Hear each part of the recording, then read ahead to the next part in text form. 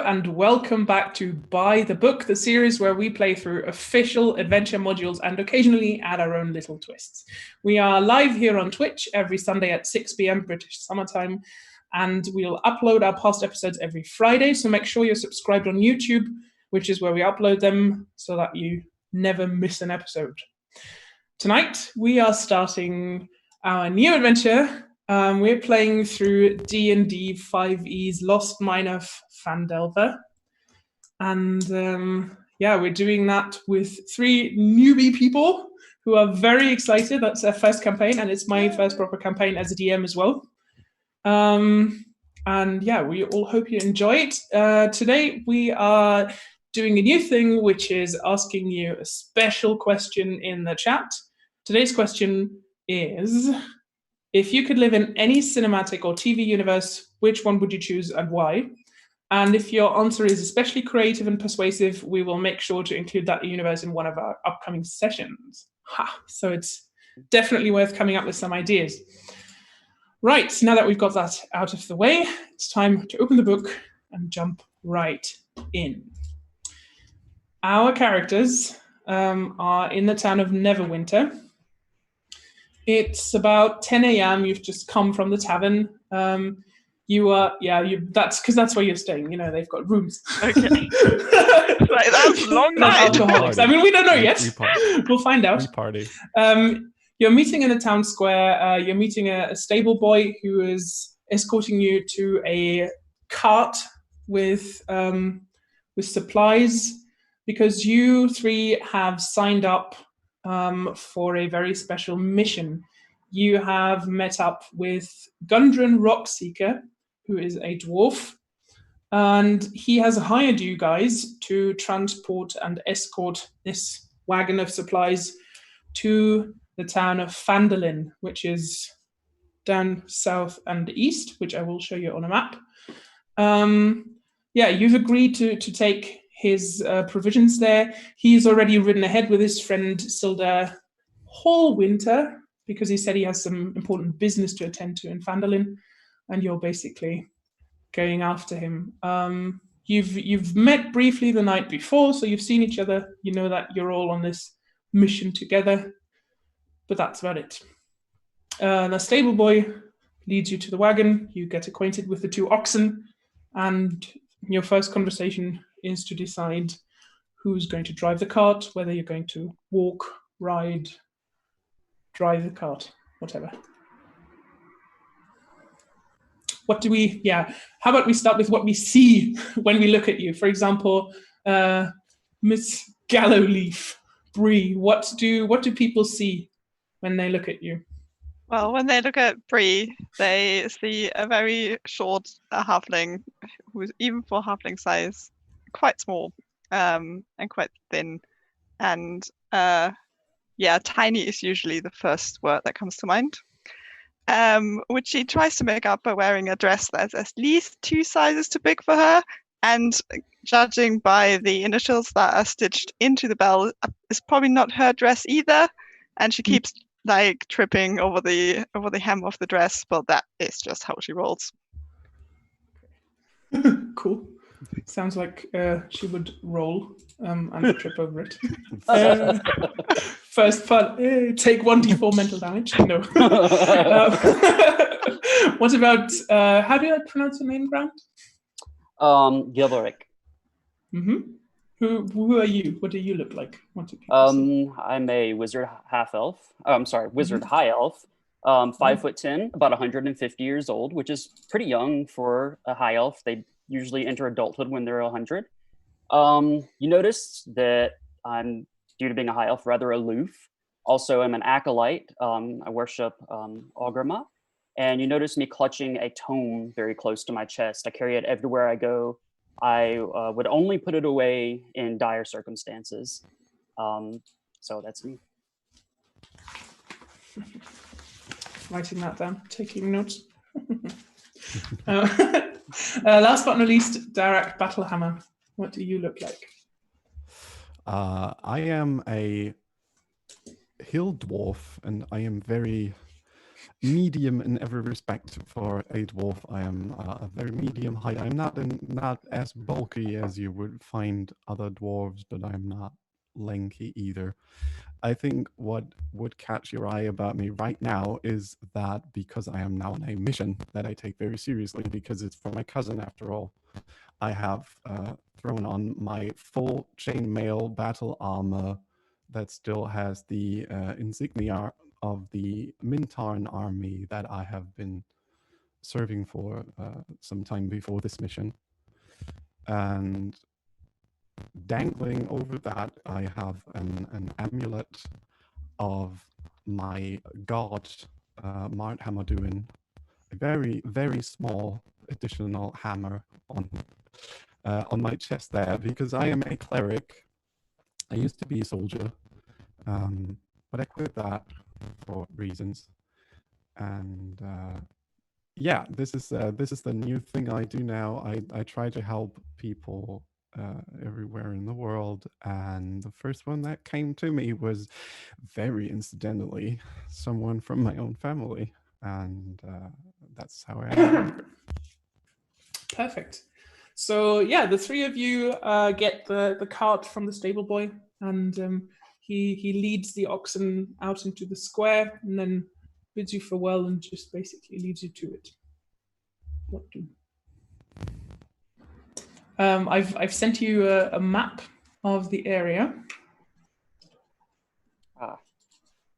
on which you can see where you are in the town of Neverwinter on the west coast of the continent. And yeah, your way would be to go to the south along the high road and then turn east onto the Tirbor Trail towards Phandalin, that little city at the foot of the Sword Mountains.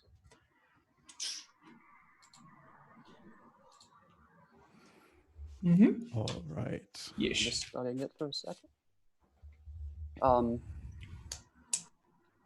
Who drives the cart? Who rides on the cart? Who's in the back? Who's in the front? Bree has never driven a cart before, but she's happy to do it. I mean, how hard can it be, right? That's fine by me. I don't really let you, because after all, I mean, come on. That's my family's cart. I'm going to drive it. Also, I'm pretty good at driving, so scooch over. I'll leave it to you two. You're I'll boring! be in the back. I'll be in the back. I'll leave it to you two. That's not very respectful of you. I don't like that.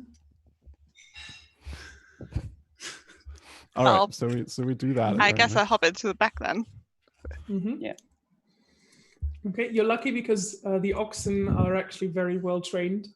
You've probably encountered them before, Darak, if you're saying this is your family's cart, and you head along the high road southwards. The day passes relatively uneventfully. And you spend the day just, chatting and getting to know each other. If you want to role play that, we can. But if you're like, we can just, cool, go ahead. Have any of you ever heard of Cragmaw Castle? Anyone here? No. I'll say that. No. Well, if it's nearby, I didn't see it on the map. Cragmaw Castle is the location of an altar. I'm on a mission from Ogma, which I'm sure you all know is the god of the universe and of the multiple universes. And I'm on a mission to go there. Secondary to our own mission, there is a altar there that was once set up for Ogma, but has been desecrated by some goblins in the name of their own foul god. I just wanted to put that out there, that if we come across this castle, I didn't want you to think that I have any ulterior motives, but that is in the back of my mind for this entire journey.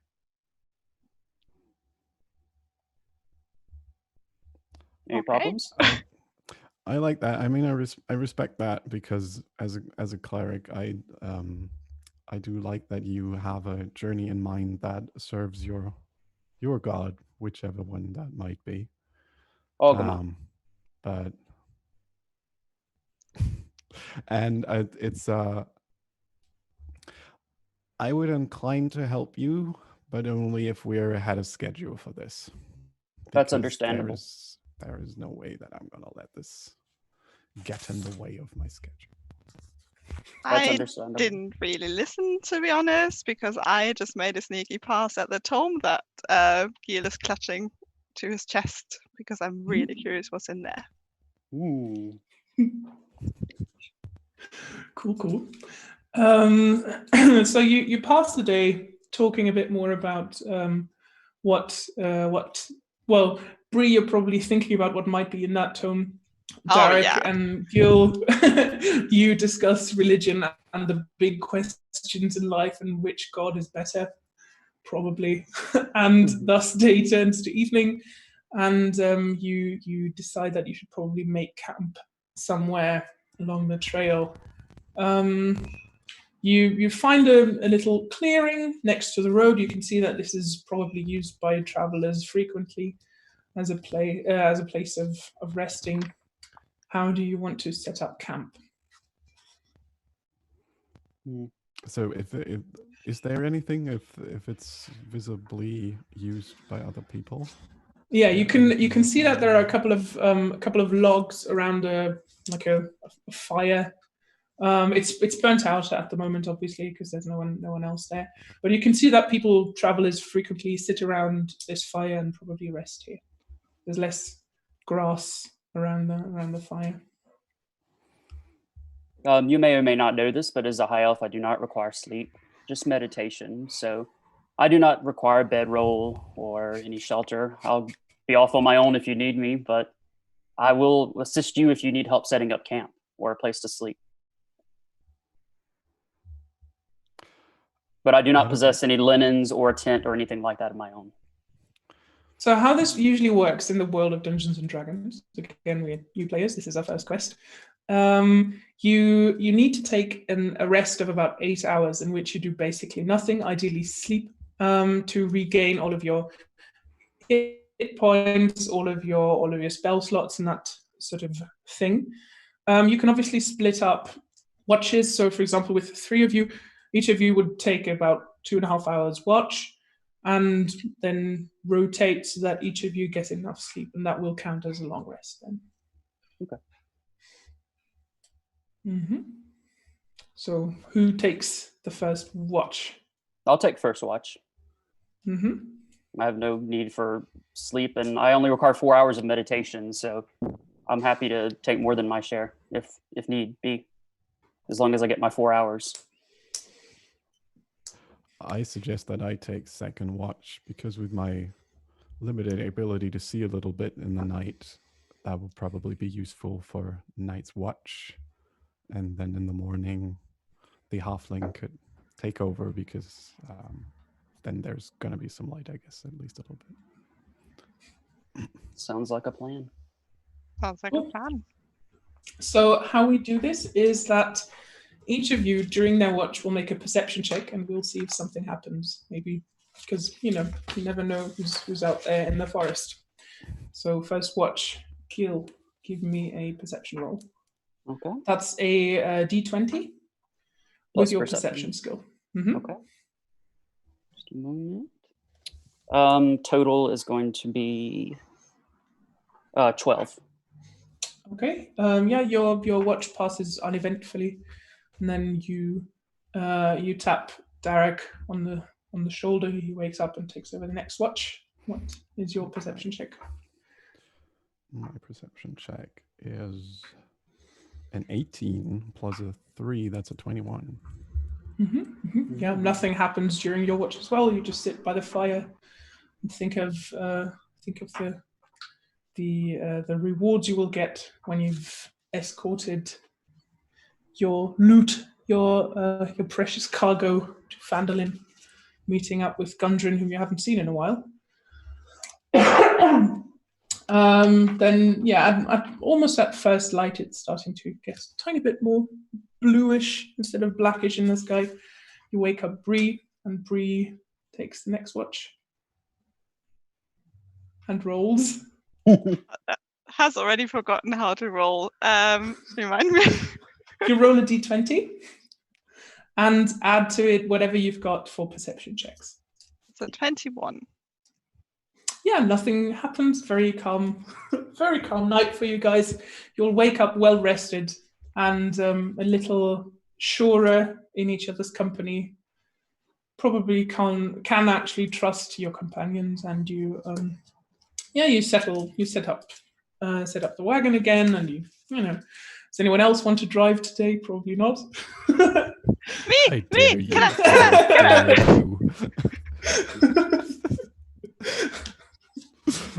After a bit of squabbling, Derek gets up in the front of the wagon again, and you start steering it to. Not obviously without further on. like Bree just leaning forward, go like, "I'll step you in the kidneys next time." I like you. I like you to get through my chainmail. I don't think you will. We'll find out. I'm just watching, mildly amused, raised eyebrows. You pass the first half of the day uneventfully, apart from the suspicious glances between Bree and Derek occasionally. At around 11 a.m., you finally reach the crossroads where you can turn east onto the Tirbor Trail, which is not quite as big a road as the higher road, and you just continue along. It's about a day's travel to Phandalin from here. Oh, it's already 11, right? So are we gonna make it? It's not. I mean, it's not quite noon yet, so you'll probably travel today and then half a day. Yeah. Awesome. I mean, it looks quite grassy down there, so I'll probably hop off the wagon for a bit. I'm just looking for some herbs to smoke, on the way. Mm-hmm. Make it a bit easier. Mm-hmm. What's the weather like? Oh, it's very sunny. I'd say it's about June, July. It's very nice weather, very pleasant. The perfect day. Breeze, excellent herbs wafting smells of nature. I think so too. Do you stay next to the wagon? Do you scout ahead? Kind of like trundle behind with raising intoxication probably a bit further. Okay. Well, if you're actually smoking, if you're actually smoking, I'm going to give you an impediment. Okay. I'm going to give you sleepy, a mild form of sleepy, which means you can only move half your speed for the next hour. Okay. Mm-hmm. I'm judging Bree harshly. So am I.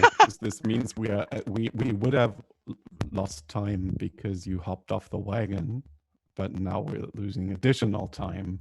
Just look into the nature. I mean, what is nature for if not for looking at it? I have my book of prayers. Where are your gods? Look! My gods are in my book of prayers. That's where I'll be, in the back of the wagon. I only care about mountains, and the mountains are like over there. So. Mm-hmm. As you shout at each other about nature, you turn a bend in the road. Ooh. And Derek, because you're actually keeping your eyes on the wheel and your hands on the thingies, the reins. Whatever people say that drive the carts. I've never driven a cart. My mind. Exactly, the marionette thingies. You spot in the road a blockage. It's two horses lying on the road. They look pretty dead. About 50 feet ahead of you.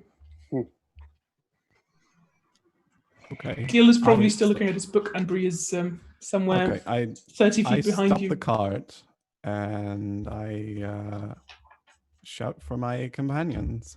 Hey, heads up, there's something in the way. Wake up, get over here. I'm awake. I'm awake. Trap. I whisper to him, it's a trap. Yeah, I guess so. It seems odd that 2 horses would be laid perfectly blocking the path, and that we must stop to remove it to pass. I think it's a trap.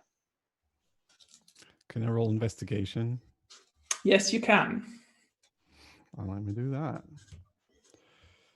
Oh no, that's not the right button for that. That's an 11. You notice that several arrows with black feathers are sticking out of the horses, and that is probably how they died.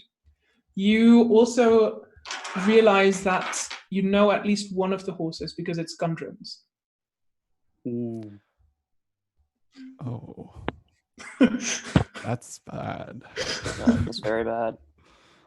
That's bad. So I tell my companions about, okay, that's not good because this horse here, the one on the right, is the one of my cousin. And that means that the 2 of them were ambushed when they rode ahead. I think we should go look for them. I agree. That's your family. I agree. I'll definitely accompany you. Bree, What do you about think, Bree? Do you care?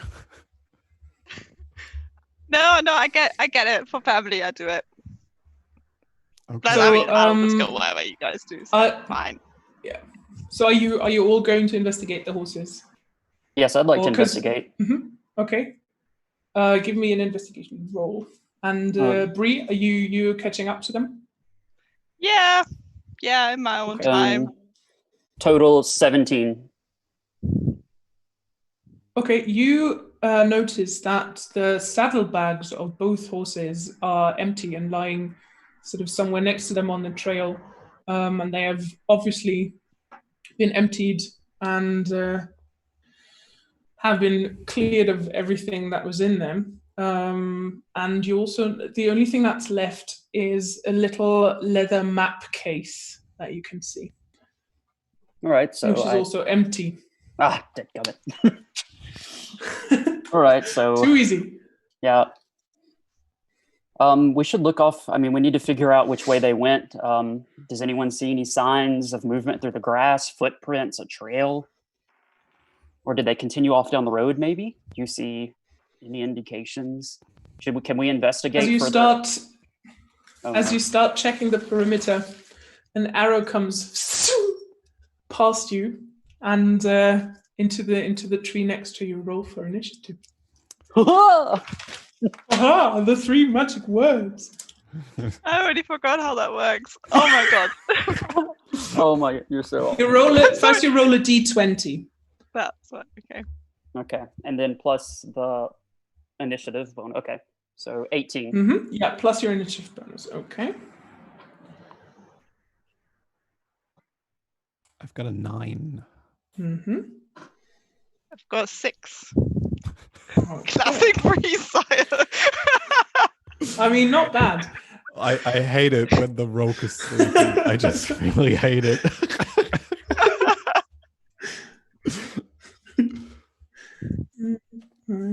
Thanks. Okay, that's our initiative order. Amazeballs. Cool. So yeah, that was the first arrow that came zooming past you and it missed you. Next is another arrow that comes flying at Derek, but that one misses as well, and sort of lands right in front of your foot. Bit embarrassing.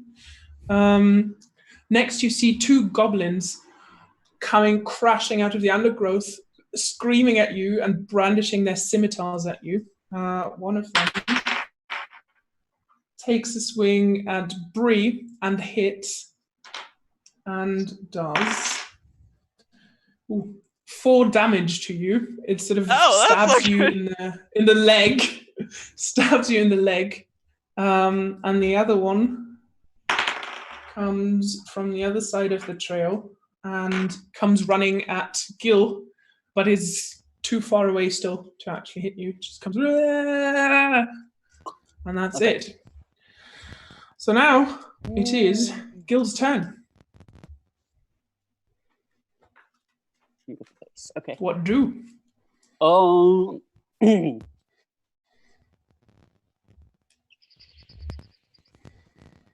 Okay. How far away is Bree from me at this moment?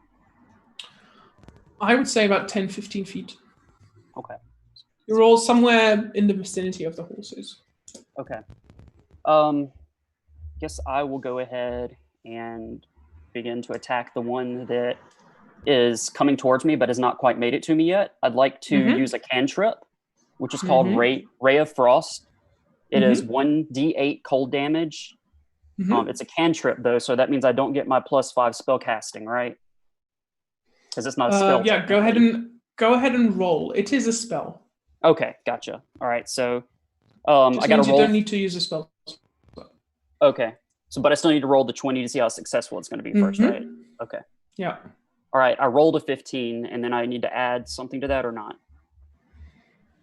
Yeah, you can add something to it. You will definitely hit him though.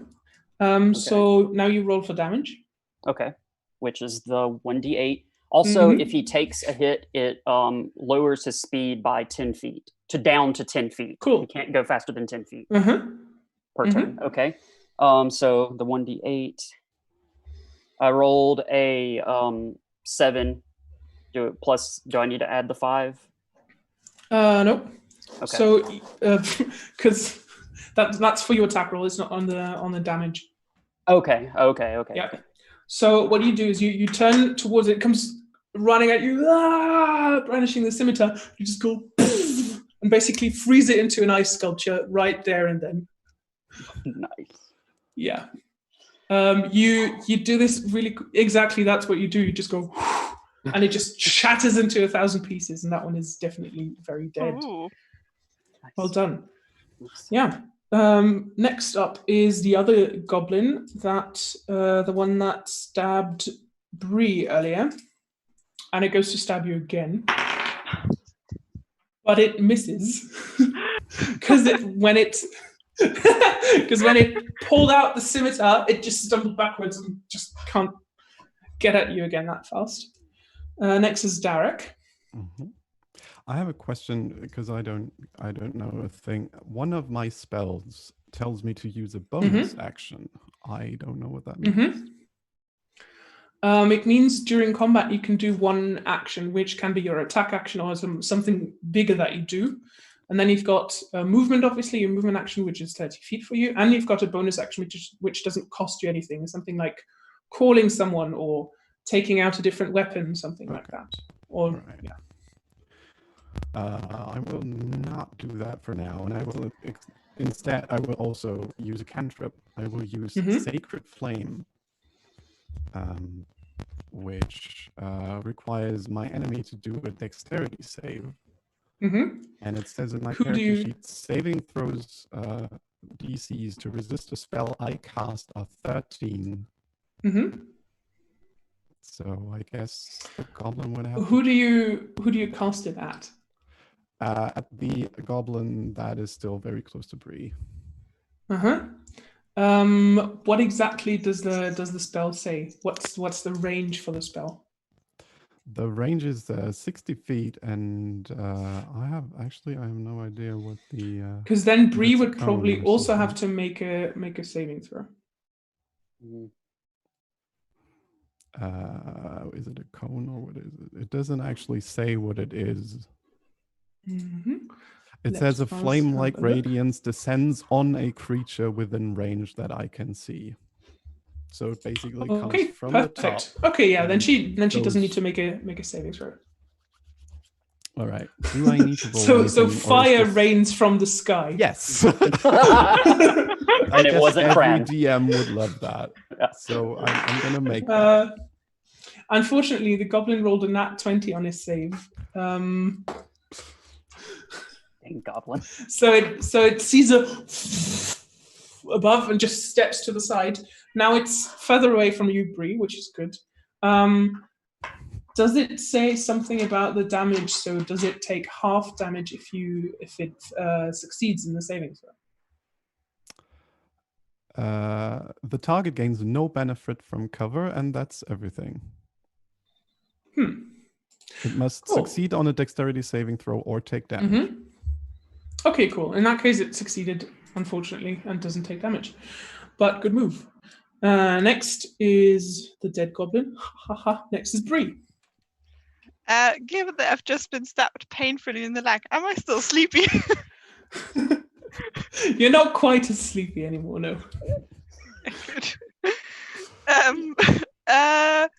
Good. You don't really feel the pain, but you're awake now. Okay. Relative to the card and the goblin, where are we? Like. So, if the horses are here, Derek parked the cart here, and you're somewhere here, and there was one goblin coming from here who's dead, one coming from here, and 2 arrows coming from there as well. Okay.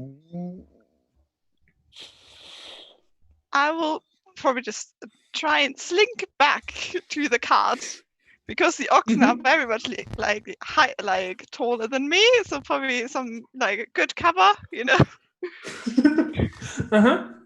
Okay, that will take all of your movement. That's all that you can do this round, but you will reach the oxen. You can use a bonus action to hide. Yeah. Okay. Okay, cool. So you're hidden behind the oxen now. Lucky you. Next is one of the people who shoot It's arrows. just a middle finger coming from behind an oxen. I made an incorrect assumption. At Dara. Which misses on assumption of what? I said I made an incorrect assumption. I made the assumption that the ones coming out were the ones that had been firing the arrows, but that was an assumption. The arrows are coming from 2 additional. I should have known that. Yeah. Yeah. No, the ones with the scimitars. One of them arrows. misses. No. One of the arrows misses and hits one of the horses in the eye, which is disgusting. Unusual. And then another arrow comes flying at you. At who? I'm sorry. And it hits you. Who did you say? I didn't hear. It does 3 points of damage. One of you. Okay. I got a reaction. One of the arrows. There's another arrow flying and hits you. Okay. So I have a reaction spell that I can use for one of my spell slots. It's called Shield, and it counts on the current one that is heading towards me, and it also lasts until my next turn. And it says +5 bonus to my armor class until start of next turn. So I need to roll roll a d20 for that to see if it succeeds. Let me check your character sheet. Sorry about this. No. Let me. I've got some. Oh, that's one of the ones that you looked up, right? Yeah. What exactly does it say? When can you use it? Let me see. Shield, right? Okay. It says casting time, 1 reaction, which you take when you are hit by an attack or targeted by the magic missile spell. An invisible barrier of magical force appears and protects you. Until the start of your next turn, you have a +5 bonus to AC, including against the triggering attack. And you take no damage from magic missile, but that doesn't matter right now. Okay, you don't need to roll for this one. You just activate that one. That means you spend one of your spell slots. Okay, I'm going to mark that now. Okay, but +5 then doesn't hit you. So the arrow just into the shield and just crumples into dust, basically. Nice. Okay, all right. Next is your turn, Gil. Oh, okay. So do I see the one that's firing yet? Can I see him yet, or is he still hidden in the trees? No, you know that they're coming from that direction roughly.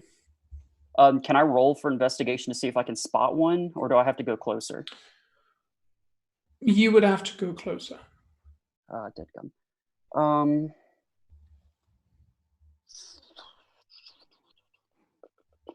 I think I'm also going to snap decision. Yeah, I'm gonna run and hide. He's gone, but I'm going to go try to find some cover behind the horse or the wagon as well. I move 30 feet per turn. Okay. So I have a reaction, and then I'm trying to find cover. The closest cover would be the dead horses, which are here, and the cart would be further over here, but it's better cover, definitely. Okay, are they within 30 feet, the cart? No, but you can run there. If you spend all of your turn running there, then you can reach it. Okay. I think I would like to get behind some cover and then plan from there. Cool.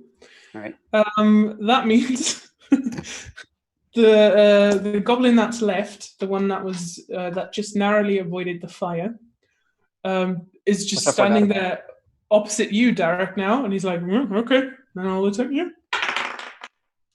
And he armor class is 16. No, 18. Okay, in that case, he doesn't hit. He runs at you, swings his scimitar at you, but you manage to evade him. Next is your turn, Derek. I use my bonus action to curse out both of my companions. And because as a good dwarf, I obviously had my war hammer, and I'm just going to swing at the goblin that had just been running towards me. And I am going to roll on that. That's a 16 plus 4. That's a 20. Sorry. Yep, you hit. And that's 7 plus 2 damage. That's 9 damage. Okay, yeah, you so remember last time we played? Yeah, you do that. You crush its skull. It just everywhere on the horses, and then just floops down next to the horses, as though it's a headless dead goblin cuddling up next to a dead horse. Aww. That's so adorable. So cute. Yeah. Cute. Right. Next is another arrow that comes flying at you, Derek. And it zooms right past your nose and furs into a tree on the other side of the road. That's sound effect. It's one of the few sound effects I can do. It's awesome. Next, you hear nothing, and then it's Gil's turn. Right. I can yell for free, right? Like yell something at Derek. Yell for free without using a turn. Yell for free. All right. Well, first of all, you're at Derek for him to come join us behind the cart, so we can make a plan to get to the ones that are coming from the woods. Then.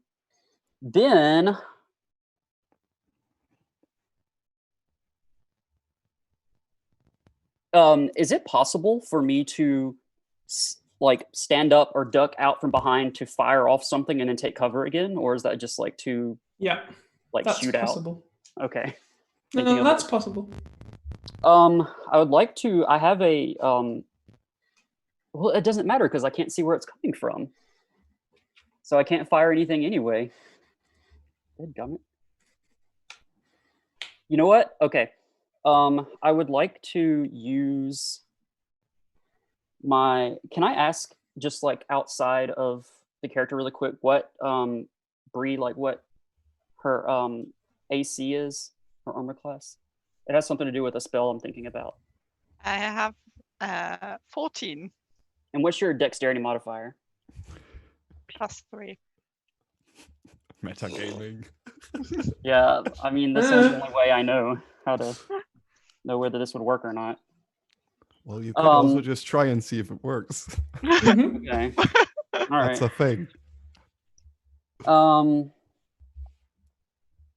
right, I think that I'm going to use mage armor on Bree, which is going to... Is that your second spell slot? Yes, I'm going to go ahead and use it. Okay. Yeah, and it's basically for the next 8 hours going to give 13, or AC becomes 13 plus her dexterity modifier. I'll take that. Cool. Right, write that down as your temporary stat. Perfect. Next after Gil is Derek. I shout back, I already have a plan, and I run straight towards where the arrows come from. And a warhammer is one-handed, right? So I still have my shield, so I could run like this into the woods. Yeah. Okay. Is there anything that you're looking for in particular in the woods? For the thingies that shoot arrows at me. As in... I'm assuming there's more. Something's happening to the connection. Sorry, you're back. Yeah. I am assuming there's more goblins, and I am trying to scout out the goblins. So I basically take my action for. You run into the woods. Because let's split the party. Here we go. Okay. Yeah. Okay. Cool. Next is Bree. Bree just looks down herself and goes like, "Sweet dude," and then because I mean, does nothing. I mean, Derek is kind of like breached the way, so she just shrugs and kind of sneaks after him. You know, she does it a bit more subtly than he does, but you know. So you sneak out. Make a stealth check, please. Ooh. With disadvantage because you know the goblins will be watching you right now. Yeah. Okay. So this is a D20. So you roll, right? You roll D20 twice, and the lower number counts. Okay. So 19 total. Is that the lower number? Well, it's a 12 plus 7. Yeah. Nice. Well, you got to roll twice. Yeah, the higher number was 17. Okay. Gotcha. So you managed to sneak across the trail unimpeded into the underbrush. Next, Gil, you're still with the cart. You're hiding between the oxen when they both get hit straight between the eyes by arrows and just collapse dead. There's a whispered, "Oh shit!" from the trees. So the oxen are dead now. Those guys. Next is Gil. Okay. Also, you're very exposed now because they're lying down. No, they just reveal this high elf standing there. Yo, Derek, your uncle's gonna be so pissed. All right. So there's no need in me trying to roll for sneak because I'm clearly exposed now. So I guess the only thing I can do is try to get close enough to, run towards the forest and see if I'm running towards Derek. Basically, I'm going to try to assist him. And he entered the forest about 50 feet from you. Okay. How close do I need to be to the forest to be able to investigate and see if I can see any of the enemies? I mean, it's a forest. It's not like you've got a limited view in the forest. I mean, I have night vision, though, right? Come on. Oh, okay. Well, in that case, that doesn't help at all. I can see everything. Okay. All right. Well, the only thing I can do is I don't want to go with Bree because I would give away location. So I'm going to proceed on my own towards the forest. How fast do you want to proceed towards the forest? Let me run. Okay. Next up is Derek. You're in the forest. Give me a how about you give me a survival check? I can do that. Ooh. If I get a nat 20. That's a 16 plus 3, that's a 19. You find traces of the goblins, so they must have come somewhere from here. That's sort of the trail they came in, and they've been planning this ambush for a while. Apparently, you can see that there are the traces of about a dozen goblins that must have been here at some point, and also trails of at least one other person, which was not goblin-sized but bigger, being dragged through here. And the trail leads to the northwest. But I have not found the people shooting arrows at me. No. Then I pursue further. No, actually, I would like to pursue further into the forest, but I would also, because I could hear the attack and see that looking over the shoulder that the others have started to move as well. Mm-hmm. So I would like to get further into the forest, but wait on my companions for a little bit, so that we're not that following the trail or getting closer to them.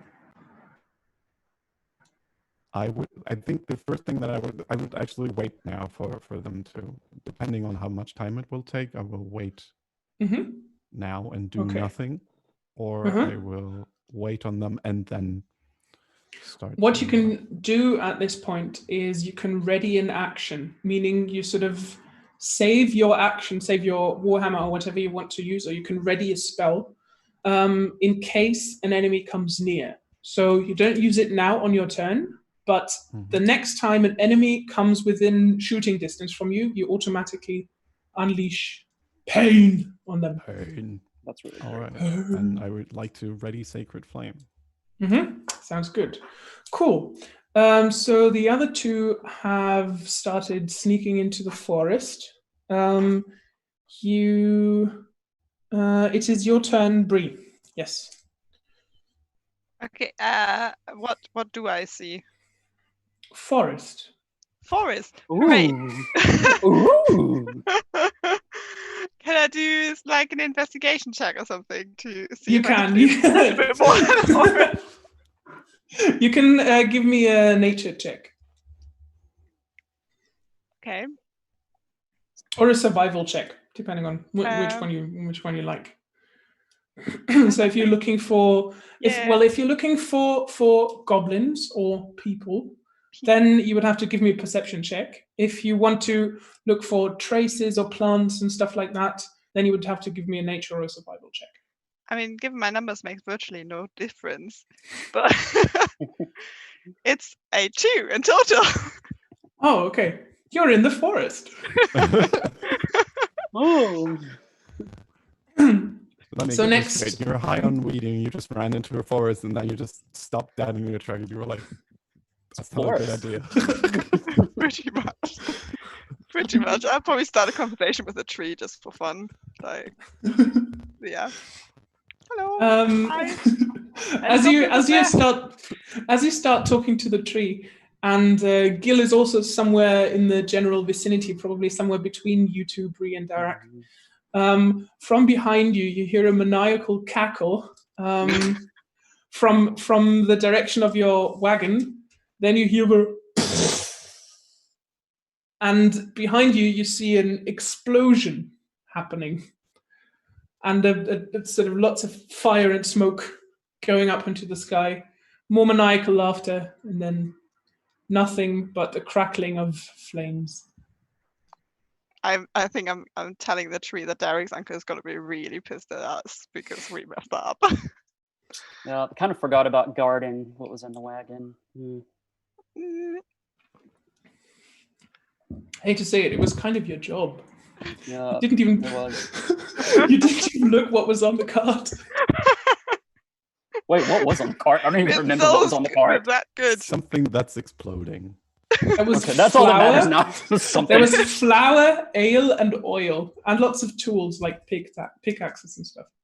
But yeah, oil, flour, and ale.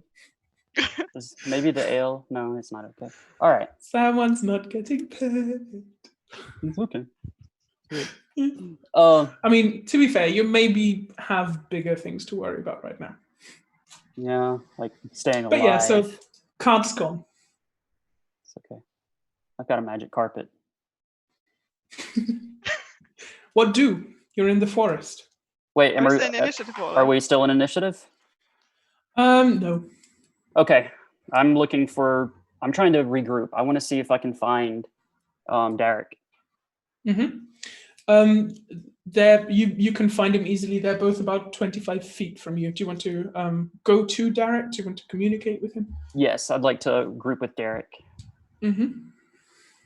Okay. Derek, have you found anything? Where are the goblins? I have found an old encampment apparently, and I show him the traces. And I also said, like, look at this. There's a little trail, and there's something that was dragged, and that was not a goblin. So there is still a chance that my cousin or his companion are still alive. Could I investigate further? The encampment? Is it an encampment, Derek?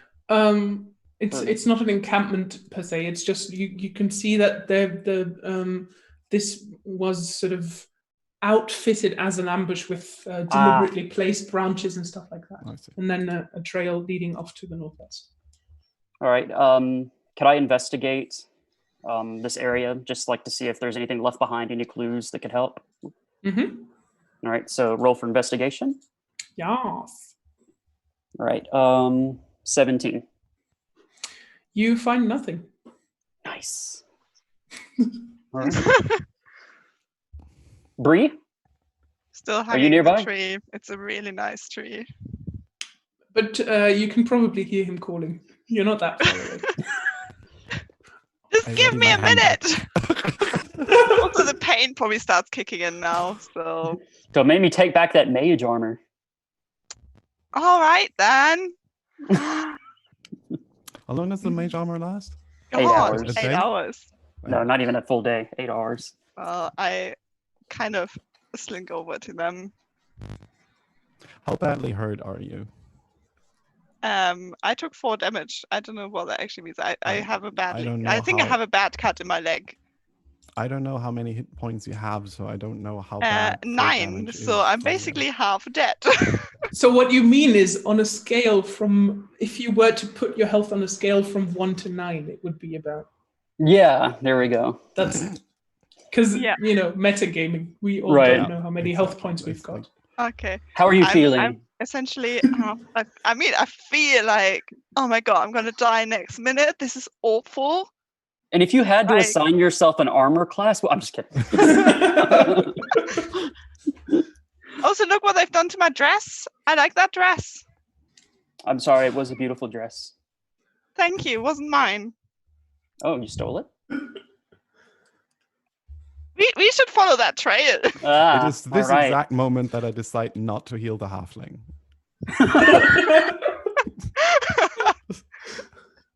Good choice. So you want to head and follow the trail? Yes, I do. Yes, please. Who's going in front? How are you following the trail? I'm following the bigger guys. Derek, you've got that nice shield. Would you like to? I would. That sounds fair to me. All right, I'll go in the middle. Or you know what? Bree, would you like to go second? I get a feeling that you would like me to go second. No, I don't know why, but I can walk backwards. All right, and I go in the middle. All right. So is this trail wide enough? We have to stand in single file, right? Yeah. Okay. Yeah, and it really is just a trail. There's no way or path or something. You can just find your way through the undergrowth. Okay. Yeah. All right, so we'll continue in that order. Mm-hmm.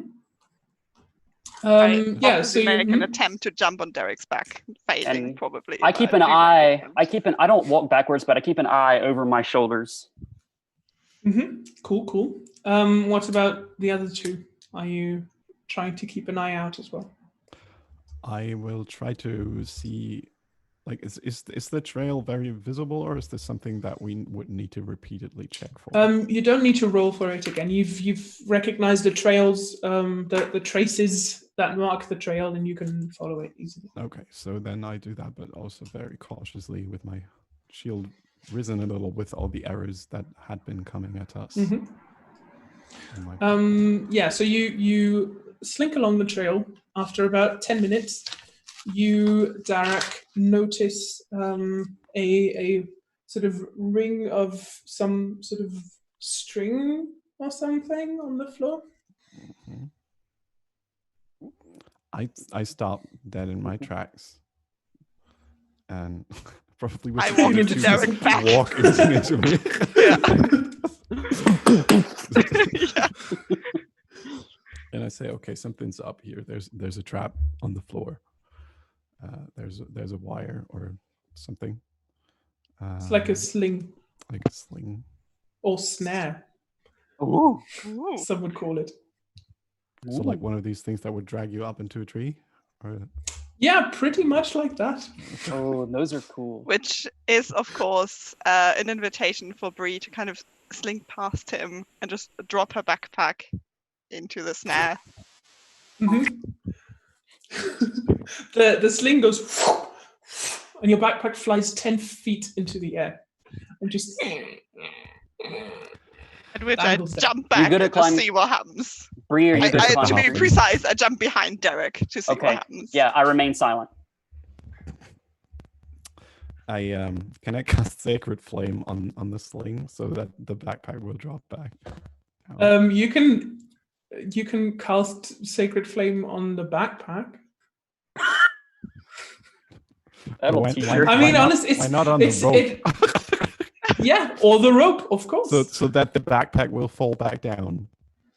I mean, see, as a DM, it's just a rope. You can just cut the rope. Oh, I thought it was too high because it was like 10. No, it's feet. You don't need more. what snares you. The backpack is 10 feet up. So I see. it's one of I thought it was like in the trees, and it was okay. Nah. it's one of those. Okay. It's very simple. They're goblins. No. I forgot. They don't have for- much intelligence. Yeah. So I What happens? Are we any I goblins cut coming through the out? backpack. I cast Sacred Flame on the backpack. No, first of all I cut it loose. Like I Okay. put my hammer in the two, and I like that because I have hammer. backpack! The backpack What? drops down, and yeah, it looks okay. But if you had any bread or biscuits or something in it, they would be crumbs now. Oh no. But you know, Those are very Nothing's- good biscuits, Derek. Just saying. what's in your backpack?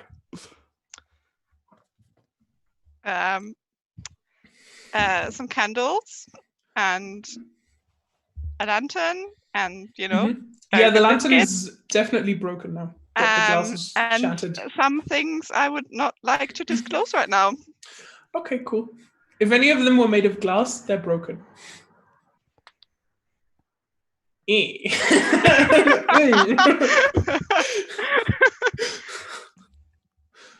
With my healthy foot, I kick Derek, and then realize that standing on my injured foot is not a good idea. And Roll for initiative.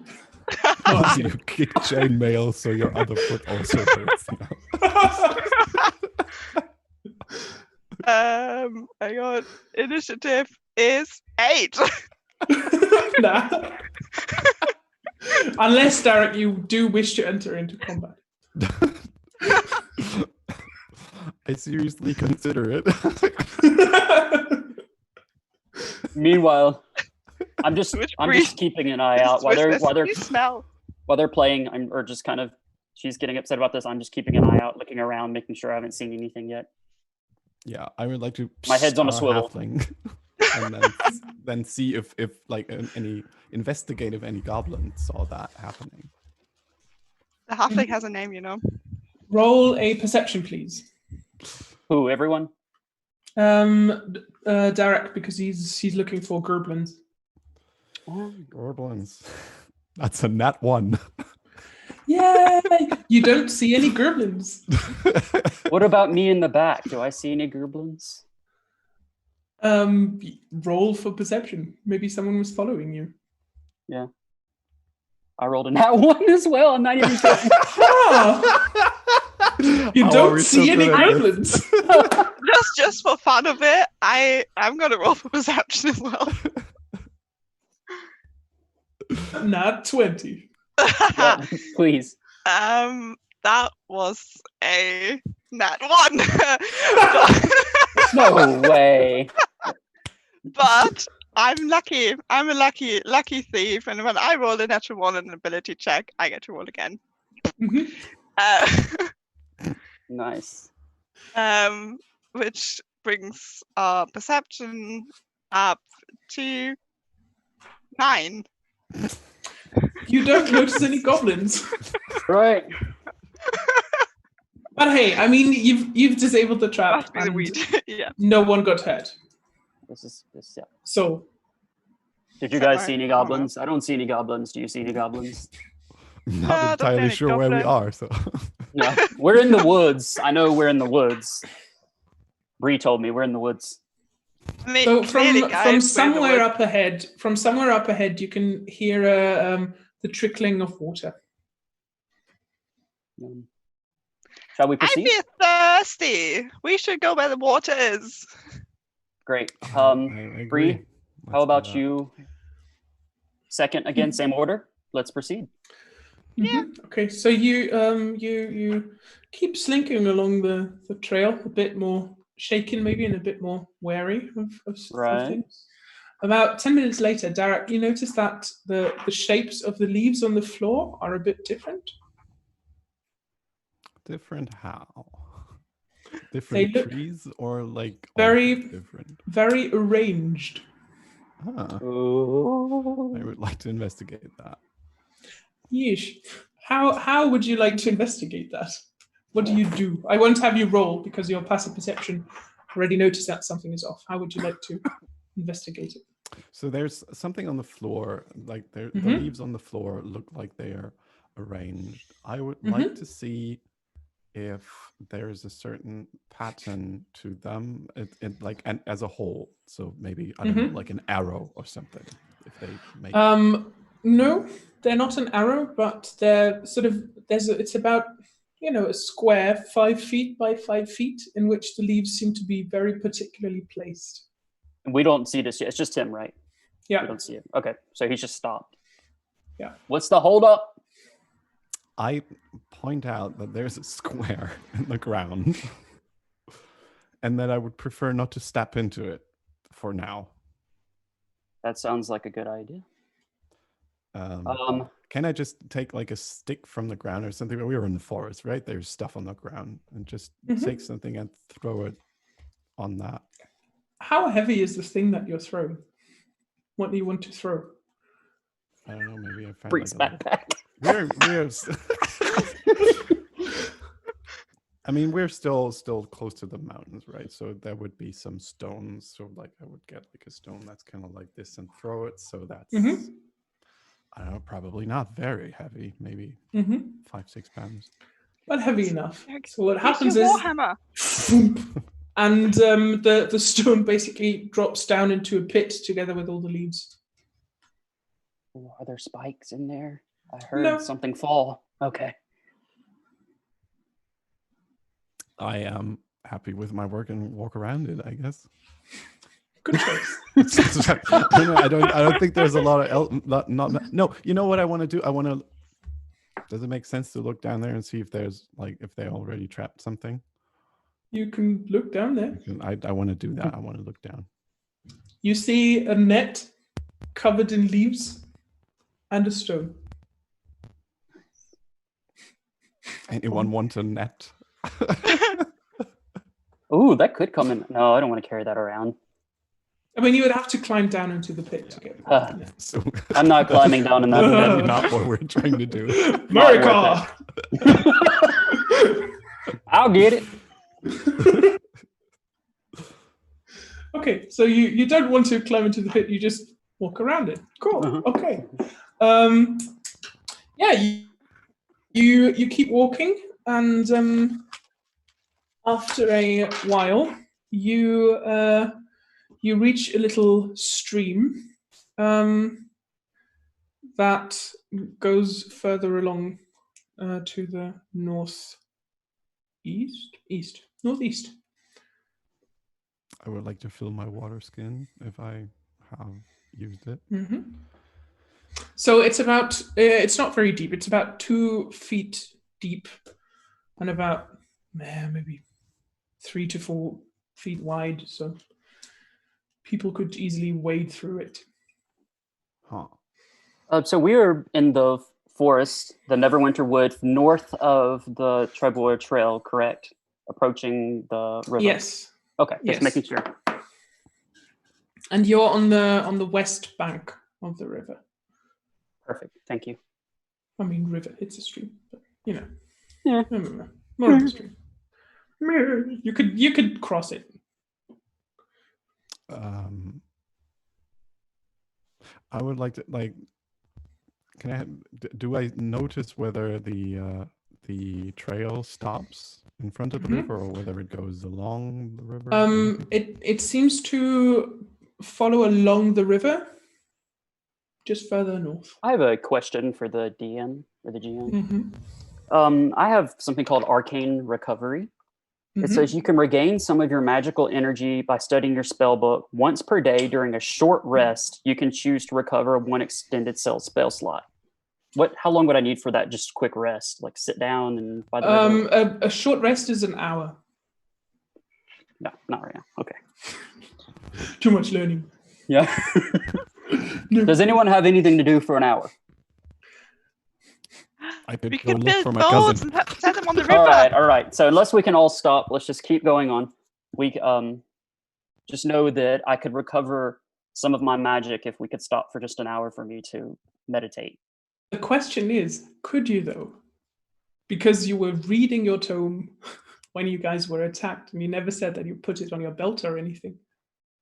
What? When you hopped off the When you hopped off the wagon. The that's my question is, do tome. you still have your tome? That's my tome. It's not my spell book. It's something that's two different okay. things. Yeah. Well, if I lost my tome, I'm good thing. But yeah, you've probably lost your tome in the fire when the wagon went up. Oh, my character. Oh, then I probably killed myself. I mean, unless you can justify that you're still carrying it for some reason. I mean, I never put it down. I never said I put it down. I said I keep it clutched to my side at all times. Mm-hmm. And I never put it down, so why would I have left it in the wagon? If you try to attack something, you need to use your hands and do stuff. So I would have dropped it on the ground and done it? Okay, I'll let it pass this time because you're a festive player, but for future references, remember this kind of thing. If you're telling me actively, like if you're making a detail item in your hand, keep up with it. Okay, because I will remember it. Okay. Yeah, I was wondering why you were remembering. I thought you were going to have to steal it from me or something. I didn't realize that it was like for keeping up with like when I cast a spell. I see. Yeah. But I cool. do have you still have your tome and your spell. Okay. That was a close one. Oh my god! And you turn around and I've drowned myself in the river. Wow, a high elf drowning themselves in 2 foot of water. Just This is actually not funny. But with the halfling just like on his back going, "Don't do it! Don't do it!" Yeah. This went dark very quickly. So what do you want to follow the trail? Yes. I'll let Derek, this is your family, you decide. This is your family, you know how they get kidnapped. I mean, is it worth stopping for a drink and a recovery, or do we need to continue on? I don't think like we're on right now. I try to rescue someone and I would not stop for an hour for food and drinks. No. And a spell slot, and like to restore my magic. That I could. No. Okay. No, all right. Well, then I take his opinion and drop it. So we follow the trail, I think. Mm-hmm. Yeah.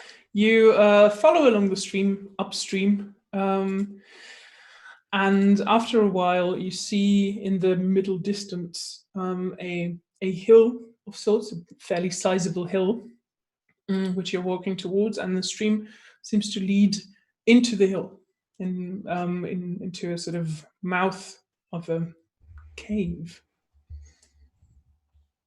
You're in a sort of clearing in the woods. There are thickets on the other side of the stream.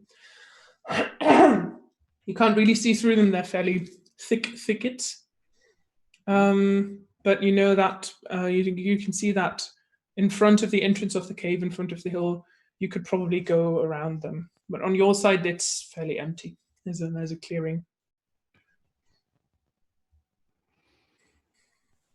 So can we already see into the hill?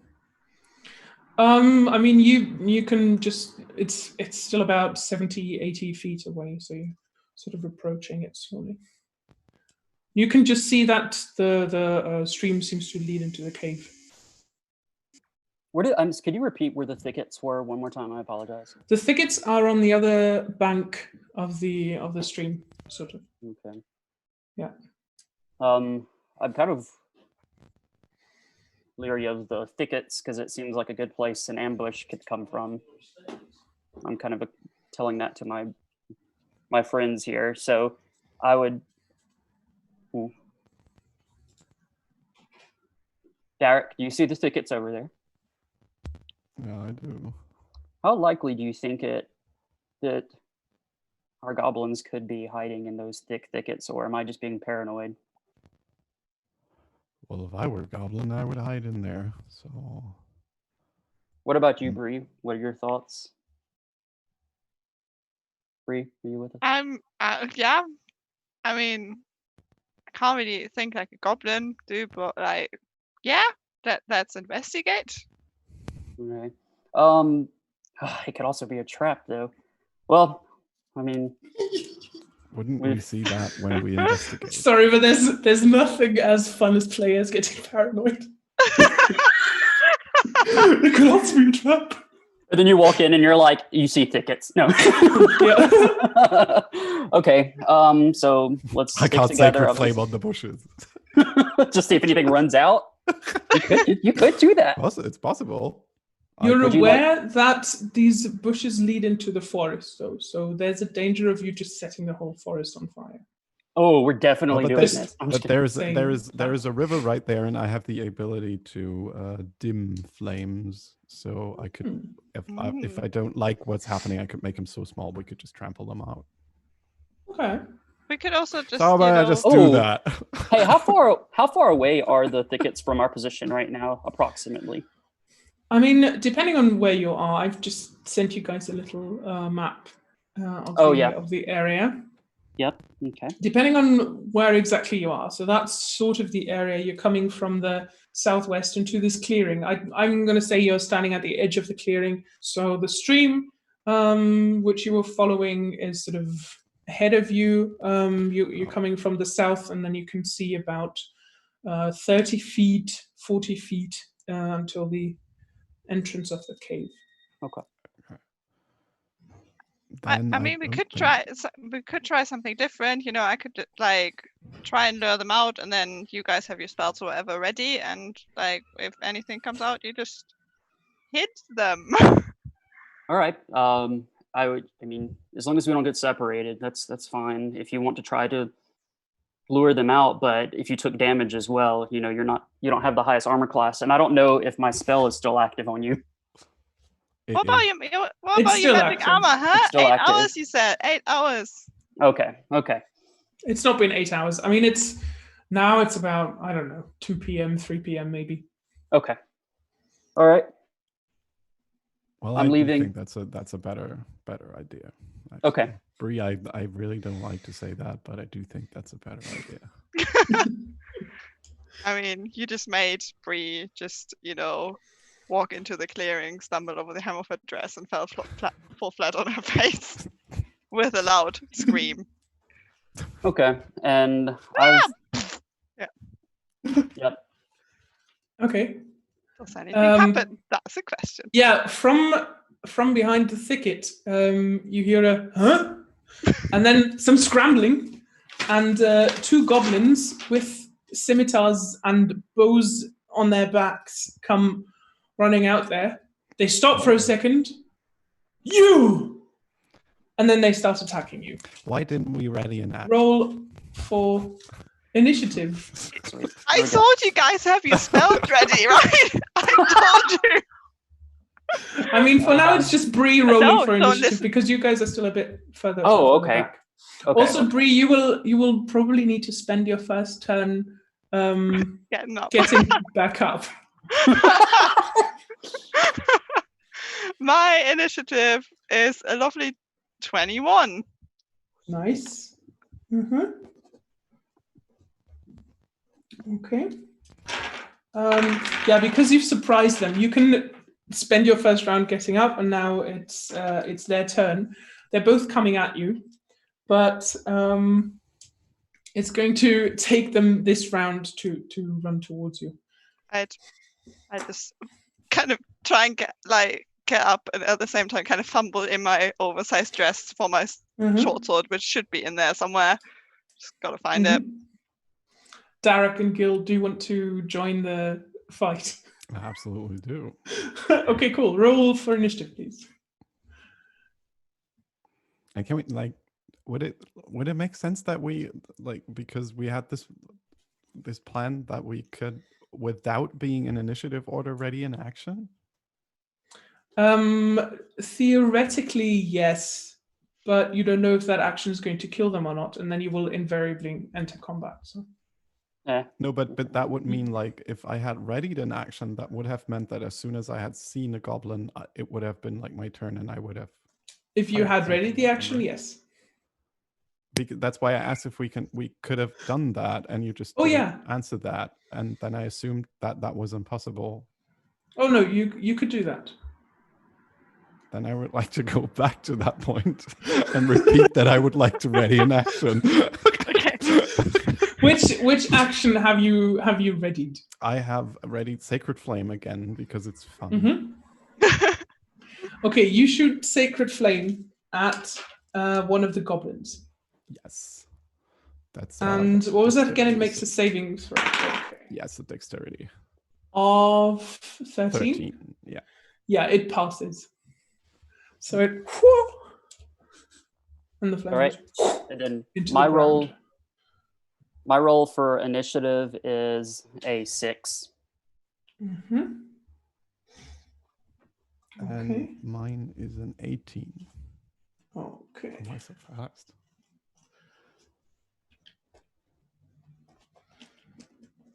And 5. Cool. Right, you've readied that. You've done that. That means it is now.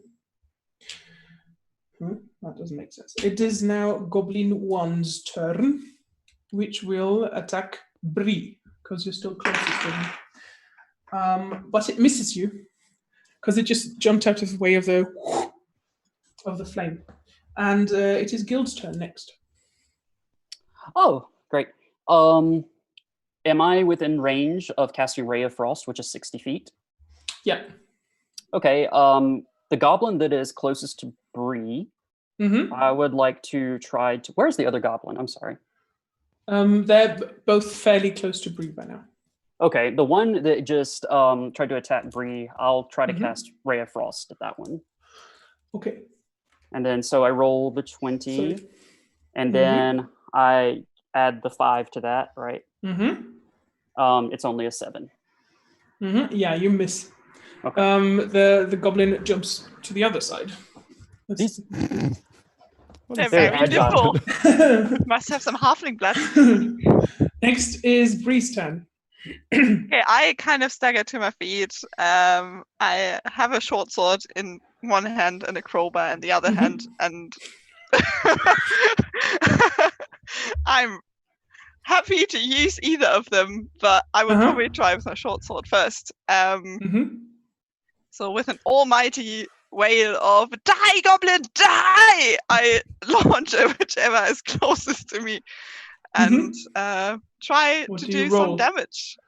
What do you roll? I forgot how to do an attack. D20 first, Okay, plus whatever it says next to your so weapon. 23.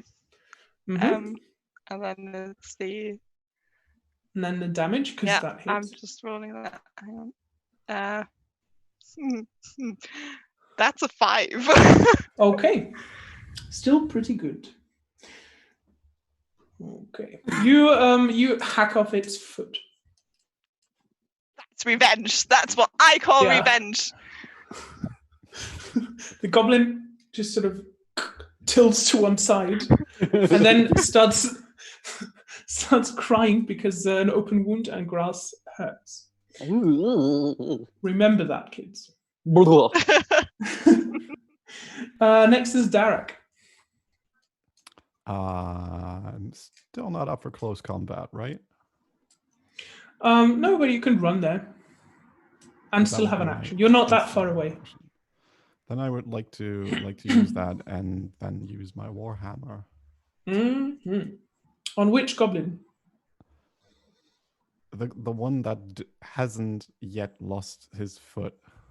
Mm-hmm. Hasn't yet lost his foot. He's coming. So that's an 11 Mm-hmm. plus 4. Yeah. That's a 15. Cool. You hit it just about. I hit it, and I hit it with a total damage of 4. Cool. Whoop. Where do you hit it? Given that I always imagine I run kind of like this, so it would be chest-ish, I guess. Mm-hmm. Yeah, you hit it in the chest and basically smash it into the rock of the hill. That sounds about right. Mm-hmm.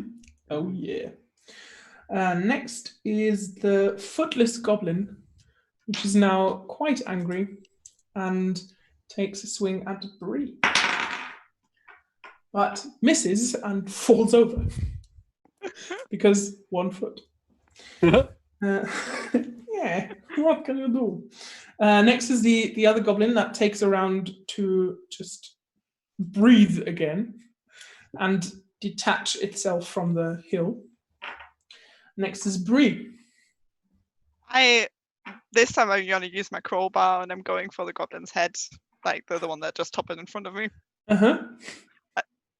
I don't actually have. I don't know what. Like if I can roll an attack on a crowbar. It just happens to have me in my backpack and still intact. You can. I'm going to give you a damage roll of a 1d4 and the same attack bonus as with your other weapon. So you Okay. roll a d20, then add whatever you would have added for the other weapon. Okay. Hang on. So my d20 is a 14. Mm-hmm. What do you usually add to that? No, hang on. So my d20 is 9, and then I would add +5. Ah, okay. Well, in that case, you miss, unfortunately. So you slam the crowbar down next to the goblin. Next is Derek. I would like to finish my goblin if I can. Sounds good. Nom nom. So I get. Wait, out my I didn't get Warhammer skipped, did I? again. Did you? Did you? I think because you did the thing. Oh with the gosh, yeah, I did. I'm really sorry. That's It's okay. your turn. Sorry. Okay. We're No going problem. to do yours in a second, Derek. That's fine. So I think I'm going to try. Oh, one more question. Could you describe what the goblins are wearing as far as like, do they have any armor at all? Yeah, they've got leather armor. Leather. Okay, great. Thank you. Any I'm helmets? going to try to cast Ray of Frost again. Mm-hmm. At the hobbled goblin. The footless one. Right. Yeah. And so let's see. Okay, I rolled for an 18 plus 5 is a 23. Yep, that hits. And Ray of Frost is 1d8 cold damage. And it's gonna do 3 damage. How do you want to do this? What do you mean? How do you kill it? Okay. Well, Ray of Frost, I launch the frost directly. I mean, it covers its whole body, but let's just say it freezes only its head. Oh, no. Its head has turned into a ball of ice and it just flips to the ground. It is dead. Nice. Cool. back to Darak. Sorry again. No, don't worry about it. I mean, it was worth it. So now I just slammed it into his rock, and he basically had the battle hammer in his chest, and I just try to swing it right there again for bonus damage because he's on the wall. I mean, he's detached himself from the wall. And he's going. So that's I feel sorry for that goblin because that's in total a 21. Ooh. And, roll for damage. Roll for damage. Well, that's a 3 plus a 2, so that's a 5. So the goblin sees you swinging the hammer, just goes, no, no, no, no, no. How do you want to do this? Love that question. Well, because I'm still aiming for the chest, I hit the chest very much, and on that last no, you hear a little cracking sound, and a little squishy sound, and then the O never really finishes, and he's stuck on the wall again. Yeah. You're out of initiative order. I would like to Yeah. go up to the goblin that is on the ground and smash my heel into its frozen head and see if it can break apart. Bree was just like kneeling Give down me to a that, trying to strength do an check. experimental lick of the head. Yeah, just better do a bear that in strength check. mind. So I roll 20, right? And then just add what I have for strength or subtract or whatnot. Hang on. The app always closes out on me. Okay, total's a 13. Yeah. You crush its head. Oh. Felt so good. Hey, Bree, What does it more taste like? more ice lollies for Bree. That's fine then. Yeah. Goblin lollies. So what you can see behind the thicket is a little clearing. I have one thing that I want to do is because you told them what you said. Keep track of the items. I do, and I just ask around if anyone would want to take one of the scimitars or the longbows that we now have around. Short bows. They have short bows. Short bows. I'm sorry. You know what? I have a proficiency in short bows, so I would take one. I don't. What kind of damage? We'll look that up in a second. Okay. So you see that these are probably the same two goblins that blew up your cart. Because as you slink around the thicket, you can see there's a little clearing from where they must have been watching stuff, but apparently they weren't very attentive. There's a little fire and marshmallows, so they've probably just been sitting around, really happy that they looted some stuff with the ice. See, the marshmallows were on the wagon. That's what they looted. Oh, they just wanted a Go campfire. Marshmallows! I mean, Bree is sorted. So they took the marshmallows. They took a bit of salted pork and some ale, and lanterns from the cart before blowing it up. So Bree, you could have a new and functioning lantern if you like. Yes. They are definitely the same goblins because you can see the bows lying there. One of the bows lying there, and the other one was carrying it. And yeah, this is a very good place for a rest because it's hidden from the entrance of the cave, which you can observe very well. And I think this is a good moment to take a wee break. A real break. So wee break. Let's so let's put the book down for about 10 to 15 minutes. And yeah, let's get some tea, eat some marshmallows. I want more. You will get more. If you enjoyed the first half, remember you can follow us on Twitch. You can consider subscribing with Amazon Prime. There's a link below. And of course, if you're watching YouTube, you can subscribe there as well to get notifications when we've uploaded new content. Also, just a quick reminder, tonight's question is, if you could live in any cinematic or television universe, what would you choose and why? Give us your answer to that in the chat. And if you're creative, we'll make sure to include that in one of the settings for our next adventures. We'll see you again in 10-15 minutes. We'll be right back.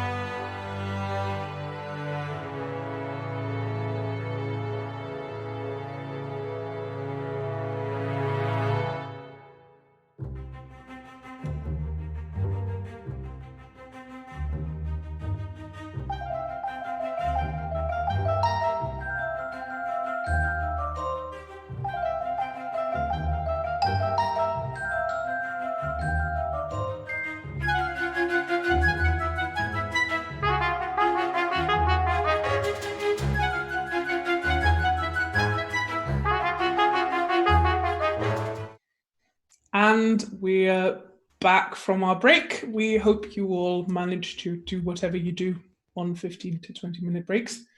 We sure did. And yeah, let's go right back into the adventure. So our heroes have just vanquished the two poor goblins who were just roasting marshmallows, and they are now taking control of the fire and the marshmallows. Oh, marshmallows.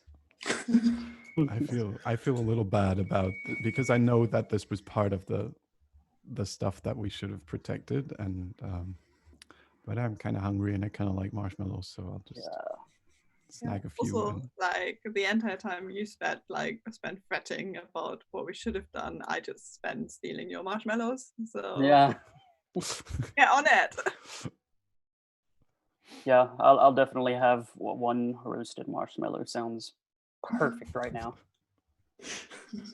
I'll find something to replace it with later. It'll be fine. Okay. How long are we?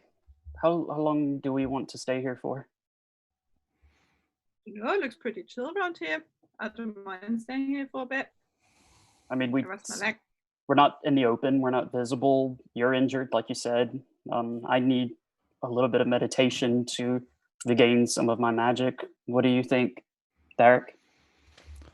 Yeah, I guess we can do that. I mean, I can see the entrance to the hill, and they must have gone in there because that's where the trails lead. So yeah, we can just stay here, watch the entrance and exit, and see if anyone comes in or out. Great. And we can tend to our wounds and Eat marshmallows. eat marshmallows. No, that was my only one. Just that one. I promise. Are you finished with that then? I'll have them. You'll have my share. Okay. So right. Is that effectively taking a long rest? Yes. Yes. Yes. I think that's right. Okay, yeah. cool. And So just because Bree is probably, while she's trying to bandage her leg, is just it's just screaming, bitching about it all the time. I at some point just get over her and put a hand on her shoulder, and I do a magic spell. You know, like the way that this works for me is that like as a cleric, I can tap into magic, and the way that I was taught this is that I can concentrate on a word from my language, and then I can tap into that specific, like what I associate with that word is what will happen. And in this case, I use a word that is for staying calm and for being at a good place, and I say it I say "gone it," and with that I use cure wounds.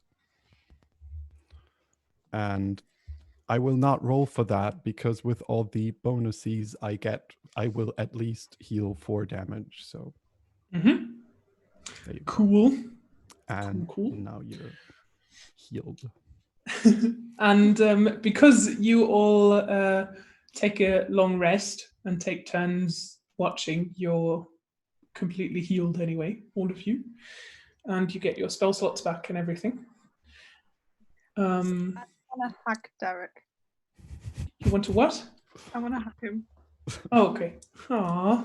I will really try to look like I do not enjoy this, but I kind of do. Gil gets a little teary-eyed. It's just so cute.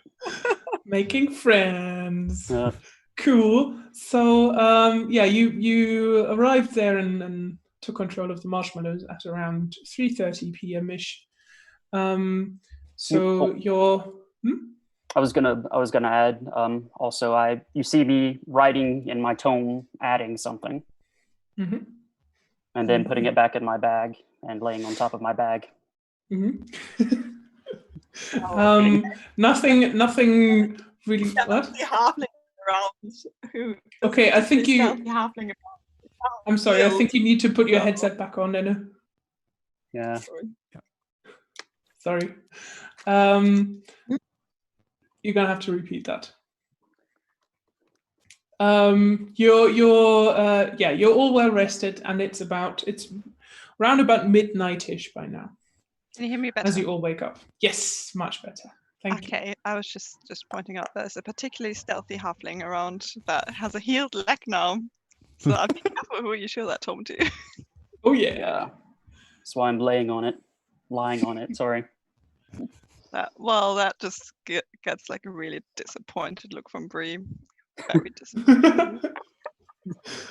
So you're all woken up again, and you're next to the entrance to that cave. It's dark.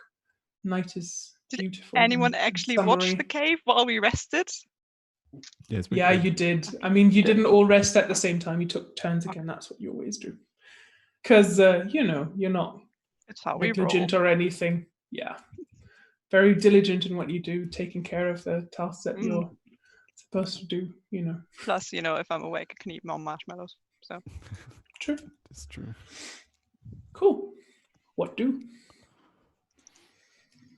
I say we go in there. I mean, after breakfast, but I say we go in there. You just slept. You want to wake for breakfast now? Haven't you already had 5 marshmallows already this morning, or within the last 30 minutes? Could that be your breakfast? Again, this morning it's midnight. Midnight, yeah. Midnight has never stopped anyone from having breakfast. Like, not a half. Oh, I'm not saying that. Have you ever heard about 12sies? I have very Midnight distinctly snack. not. All right. Well, I mean, I can probably live for another hour without breakfast, but I think we should go into the cave. Yep, that's the only way I think that we can go. Are you ready? Then let's. Who goes first? Can we all fit at the same time, or is it the passage narrow next to the stream? So what you can see is the stream leads into the cave, and it's sort of on the left side of the entrance, going up into the cave. Next to it, at the very entrance to the cave, there's about this much space. But again, the stream is not very deep, and the waters are not very fast flowing. So you could probably slip inside. Before we step into the water. I have no problem with hopping into the water. Who wants to go first? Or we could walk side by side. I think the stream is wide enough. Yeah, I think Let's so proceed. Too. Well, let's do that. Let's go inside. So you just walk straight into the cave? No, I walk towards the entrance to the cave, but I would like to do I'd like to see how far I can see into it with my dark vision, and make sure there's nothing within eye reach of me. Eye reach, what even is that? So with your dark vision, you can see that there's a tunnel leading into the cave, leading to the north and then curving away into the distance, and the stream seems to be flowing through that. And from your perspective, right side, so on the eastern side of the cave, of the stream, there's a bit of a footpath, you could say, about 2-3 feet wide. So I see a tunnel and a footpath. So it looks like we have some options here. So it's all in the same tunnel. Ah, okay. Yeah, half of it is stream, and next to the stream there's a bit of rock that you can walk on. All right. So it just depends. Do you want to continue in the water, or do we want to get on to the ledge? I say we get on the ledge. Why not? It does give us a little bit of a higher ground. It'd be pretty terrible if we got in there and somebody was above us on the ledge and we're stuck down in the water. I'm pretty Again, stealthy. the water is 2 feet. There's not really much above going on there. Just like knee. Okay. I'm the ledge above the water is just only 2 feet above it. It's not really a ledge. It's just Oh, dry land. Okay. Yeah. Okay. I'd be happy to go in first because people don't always notice me, so I might just sneak in and. You want to sneak ahead? Reconnaissance. I have no issue. I have no problem with you sneaking ahead. That sounds like a plan. Derek, input? You're probably a lot faster doing something before I have finished thinking about things. So I guess it doesn't really matter what I want you to do, because by the time I've come to a conclusion, you've already done it. Okay. Yeah, Give that's stealth pretty- check, please. For Bree? I shall. Yes. Okay. Yes. Oh, that's a natural 20. Oh, nice. Okay, so you sneak in there. You can't really see anyone from here. What you can see is that the tunnel is sort of on a slope. It's an upward slope. I've just sent you guys another map, rather a part of the map. And you're basically walking upstream from here, and the stream sort of curves to the right. In the distance, there's some sort of opening that leads you west at some point, and right where you are at the entrance to the right, there's a couple of steps leading into a cavern. Yeah, and there's no one that you can see right now. Do you have dark vision or anything like that? I have a lantern. Good. So what you can see right now, because it's dark outside, is not much more. Okay. But there's no one there that you could see or that could see you right now. Which is given that it's probably a cavern, it's an excellent time to just go hello and see if there's an echo, because I like echoes. There is indeed an echo. In the distance, Derek just goes because he absolutely forgot about Bree for a second. Because of that nat 20, he just kind of forgot about her. There's definitely an echo. Gil just rolls his eyes. And from that cavern on the right, you can hear a snarling and a growling and snapping. Do we hear that too? Who can hear that? I'm sorry. Bree can hear it. Ah, okay. Because the rushing of the water. Yeah. I'm going to continue. I would like to continue forward. So you guys are not inside yet. You're sort of right at the entrance to the cave, and she's snuck inside. Could I try to sneak forward as well? Yeah. Okay. I'll try to sneak forward as well and reach Bree's location. Mm-hmm. She's right at the entrance. If you look on the map, you're sort of at the entrance to the cavern to your right. Well within the 30 feet that I could make. Okay. Oh yeah. All right, so I'm going to sneak to Bree, right behind Bree. Mm-hmm. I'm gonna try not. Okay. I'm gonna. And I rolled, and I'm not gonna sneak. Oh wait, so for my sneak, I rolled a. Am I rolling for sneak? For stealth, it's a 16 total. Mm-hmm. Okay. All right, and I reach Bree and I say, "Do you see anything?" I heard something. I say a little bit too loud. Oh, point to where you heard it from. Oh, must be this opening over here. Way. And I lean forward and look into the opening, but don't enter. So with your dark vision, what you can see is that this is something like a kennel of sorts. So there are a couple of steps that lead upwards, and then you look into a cave, a cavern, with a bunch of stalactites hanging from the ceiling and stalagmites coming out from the ground, which is what basically the whole cave looks like. So the ceilings are relatively high. They're about 25 foot, roughly, from what you can see. In this cavern, you see that there's one particularly big stalagmite to which are chained 3 wolves that are snarling and biting at each other. And they're sort of on chains, on rods that have been slammed into the stalagmites. They're in there, but they could still almost reach the entrance to the cavern. They haven't noticed you yet. So you can see at the very end of that cavern is a sort of a pile of garbage. It looks basically like the dump of these caves, and there's a chute leading up into the ceiling, basically. Bree, don't take a step further. There I see 3 wolves. They're on a chain, but if you stepped in, they could reach you. Do not go forward. Didn't Derek say his cousin was a wolf or something? I ask. I've never heard. Did you dream that? I don't think I've ever heard that. Where is Derek?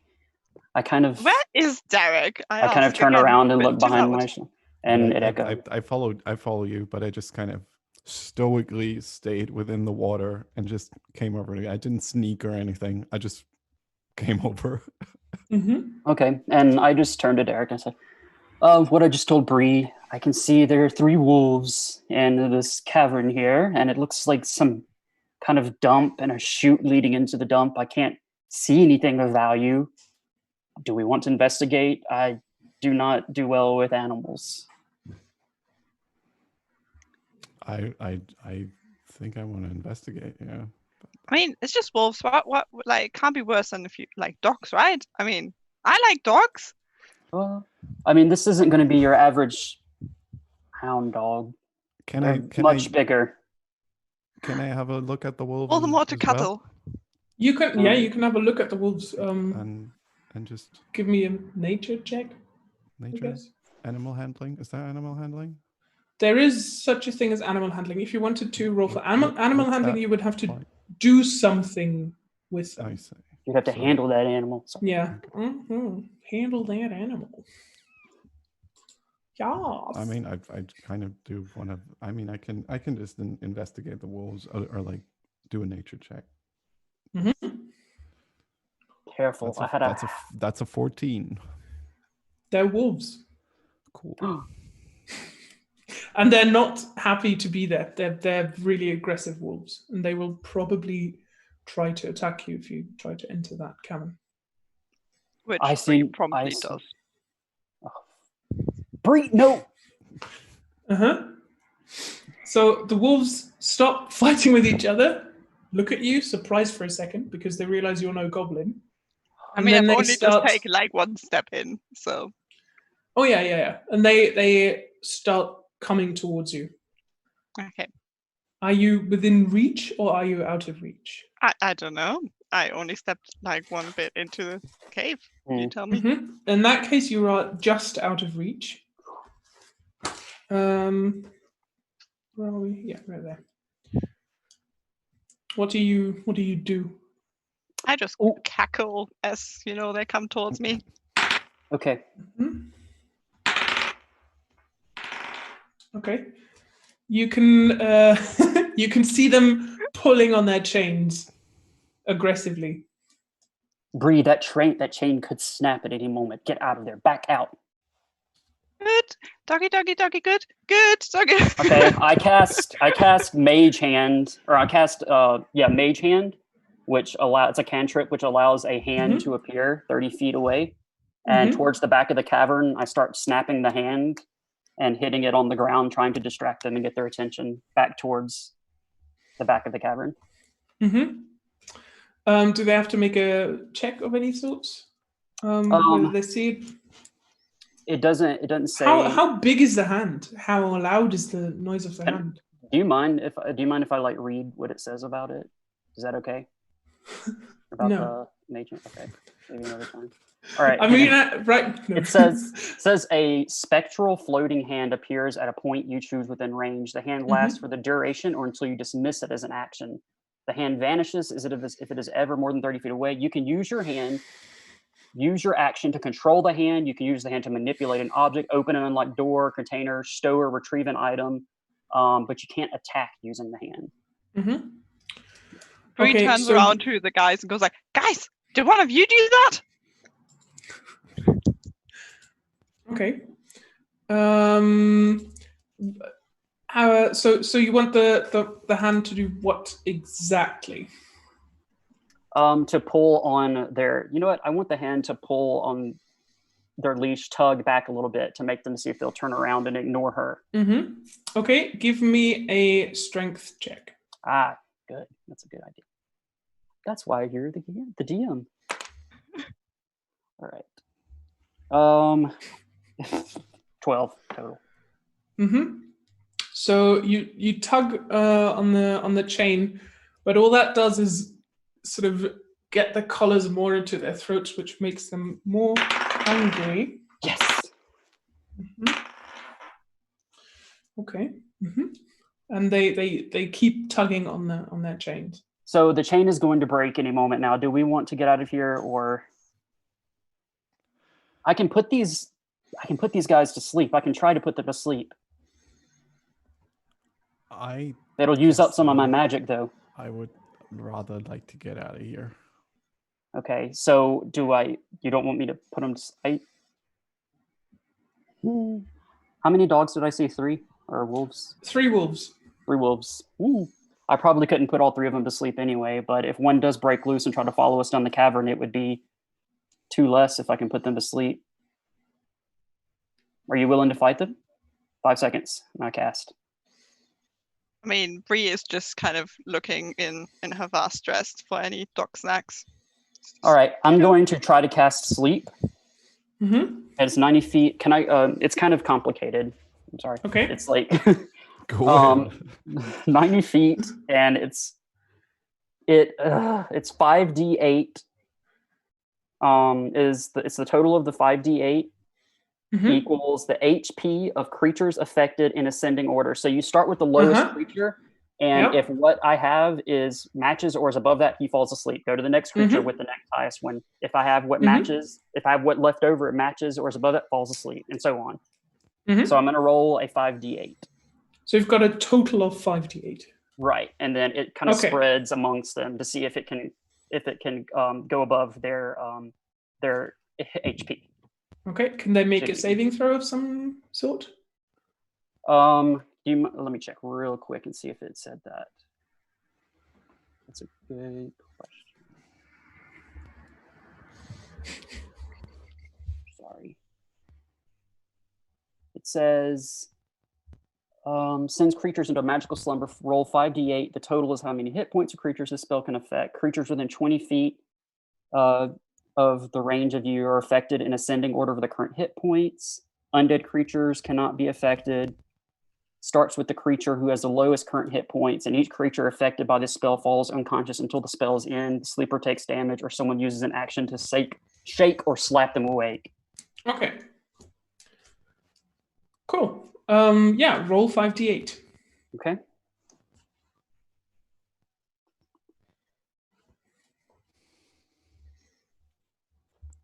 One, 2, 3, 4, 5. Okay, the total is 14. 14. Okay, one of the wolves just gets really quiet and just starts on the ground and just falls asleep and goes. One of the other 2 wolves just looks at you and goes, shakes his head and goes back to snarling at you. All right, so and the 3rd wolf seems unaffected. All right, let's get out of here. Got one of them down. If they try to follow us, at least it will only be those 2 now. Let's go, Bree. Okay.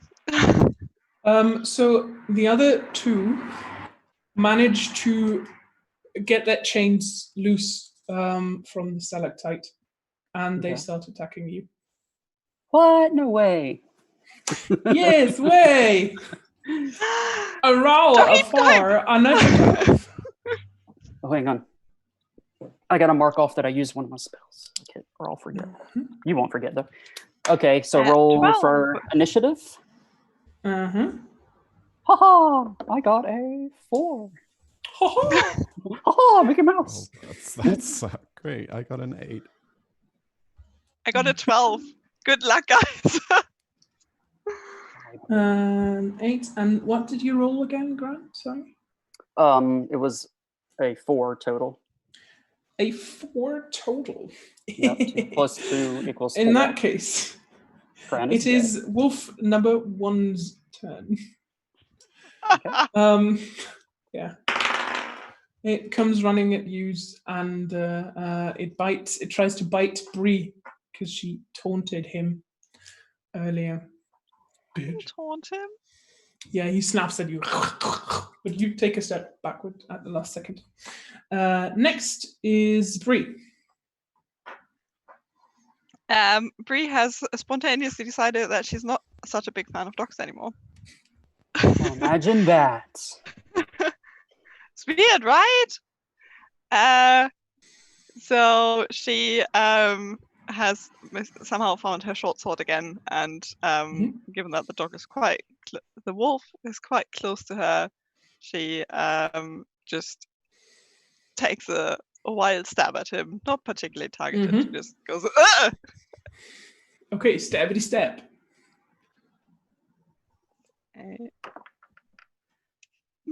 A 14 attack. That hits. That's that. Hang on. And it's a 7. Yeah, you basically cut off its nose. Oh, sorry. Do a sound effect. Yeah, that too. Yeah. Next I think is that was wolf Bree. number 2. Wolf number 2 just saw what happened to wolf number 1, and in spite of hating wolf number 1, this is unacceptable. Oh. He goes at you and slips on the puddle of blood coming from wolf 1's nose, and just falls, slips and falls on the floor. Next is Derek. Derek, help him! Derek. Which one? Yes, Derek, save the wolves, I say sarcastically.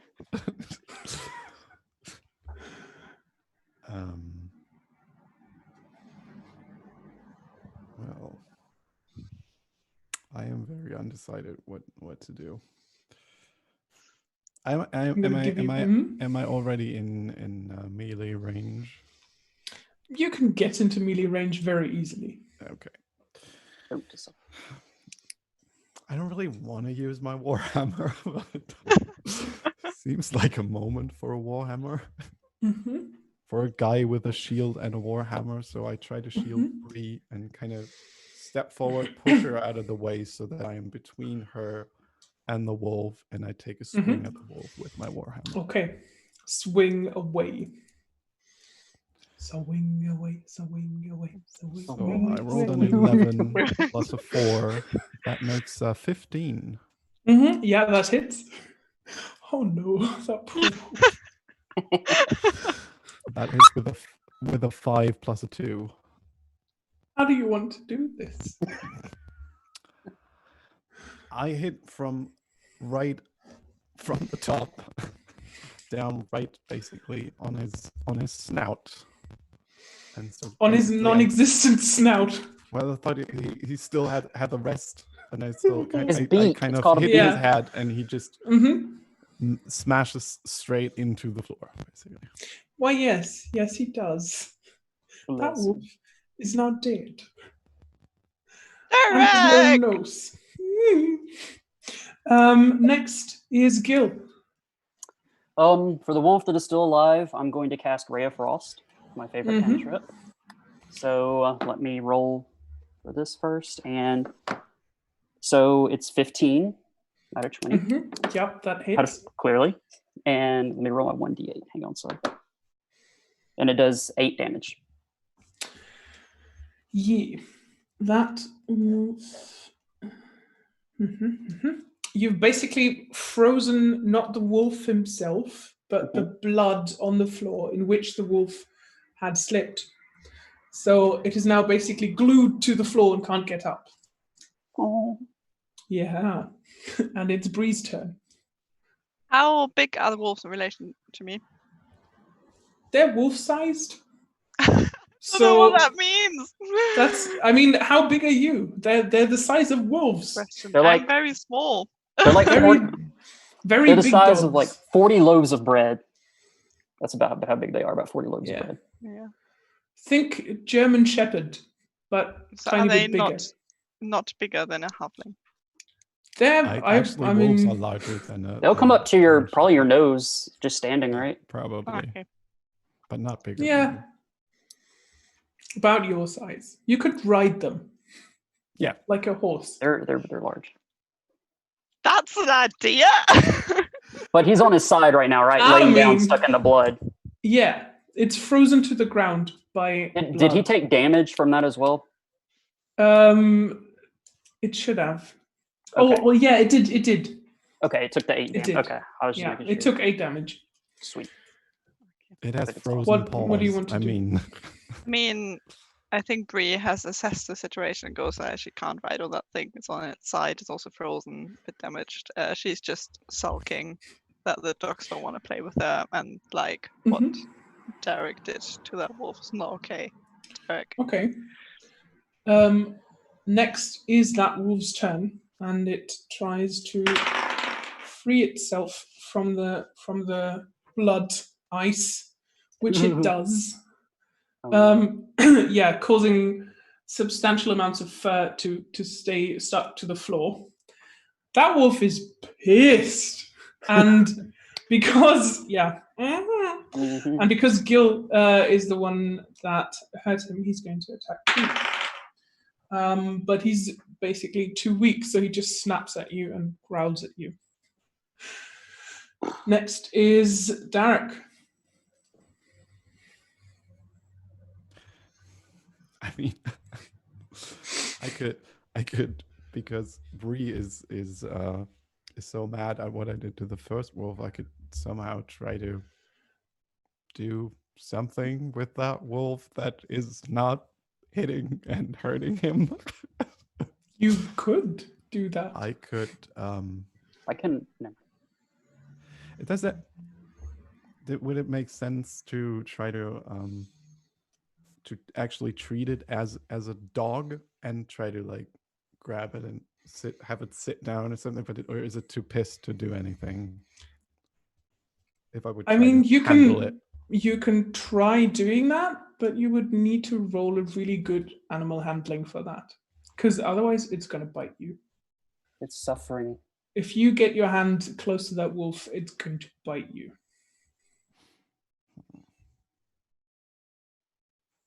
Is it worth it? I mean, it's tempting. It's tempting to try and charm a wolf, basically. I mean, hey, that's how that whole thing started, right? Right? It's like, I think I'm gonna risk that. I wanna risk handling that animal. Roll me an animal handling. I had a half-elf cousin that lost his arm. Be careful. I was just thinking if this wolf would understand if I would heal it, if it would be. You can try. If it understands what I do. Ooh, this is a tough choice. This is a tough choice. I mean, Bree kind of is still sulking, but she also looks at you going, Okay, you've got about 5 more seconds to make a decision. Otherwise, the wolf will bite you. I'm shaking my head at him, like, finish him. He's suffering. Yeah, he did take 8 damage, right? I don't think this makes any sense. I try to use my warhammer on him. It doesn't make any sense. Okay. It's just not how it works. Roll for yeah, and attack. that's 23. That's a All whole right. lot of 23. Yeah, Right, you had to do it like that, didn't you? Roll for damage. That's not too bad, actually. It's just 3 damage. How do you want to do this? I keep not wanting to do this, actually. And yet you keep rolling. Do it. I kind of do pretty exactly what I already did with the other dog, just in the other direction, because I do it like this with kind of a backhand. So I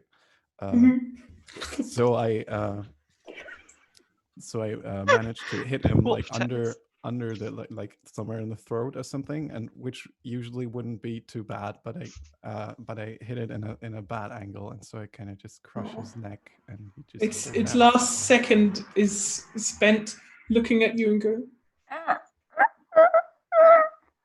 and then you basically snap its jaw and its skull onto its neck. Its neck breaks and it falls to the floor. The third wolf is still sleeping. He will wake up though eventually. Mm-hmm. So what do we do? If you attack him, Hey, my Bree, spell will end. When you This is attack one of him, those moments. when you attack him, my spell will end, so he will wake up. I kind of want to go ahead and try to like do something to that wolf and have it tag along. But I don't know if I can. More power to you. I don't. Again, do well with animals. it would mean lots of animal handling and food. Do I have food? I have rations. That wolf wants meat. Isn't rations meat? Do I have like bacon Not strips in necessarily. my rations? It's more like Schlembus bread, Well, Ooh. which is the non-trademark cousin of something we possibly know from No, it's somewhere. sea classes. so you're saying that just from training it wouldn't do anything for me? I mean, you can't train it just like that. No, but if I could like, I have a few ideas. What I could Okay, try. yeah, give me those ideas. Go on, do okay, try. like I would try to like wake it up and do the Mhm. regular animal handling, and whenever it does something, like grab it and put it back down and just do that. And I would rather try to intimidate it a little, because I have Mhm. thaumaturgy, so I can make like my voice really loud, for example, and I could so then I would basically try to make that dog respect me, and because of that at least stop attacking me, and then I could feed him a little bit of my rations, which isn't great, but I mean it was chained before to just a cavern, so maybe that'll be enough to have it tag along. Yeah, again, you would have That's to my roll plan. animal handling. Yeah, you would have to roll animal handling really well. And from what you have seen so far, these wolves are not tamed in any way. Okay, then I Yet. will not try. Then I guess I won't try. I mean, You I don't can have try. charm monster, so I will not charm this monster. We could try to sneak off and leave him, but like I said, he will eventually wake up and he could come at a later time and catch us off guard. So we need to make a decision whether to This finish wolf him is off. still chained to the stalactite. Oh, he is. Okay, so when the other two came off, like his stayed. Okay. Yeah. They were chained individually. Let's just leave it. Cause no more. I would like to know where there's 3 wolves in this cavern, so I would still like to look around in this cavern. We do have there's a junk. It looks like junk pile in the back, but one man's trash. Should we check that out as well? Let's do it. All right. So you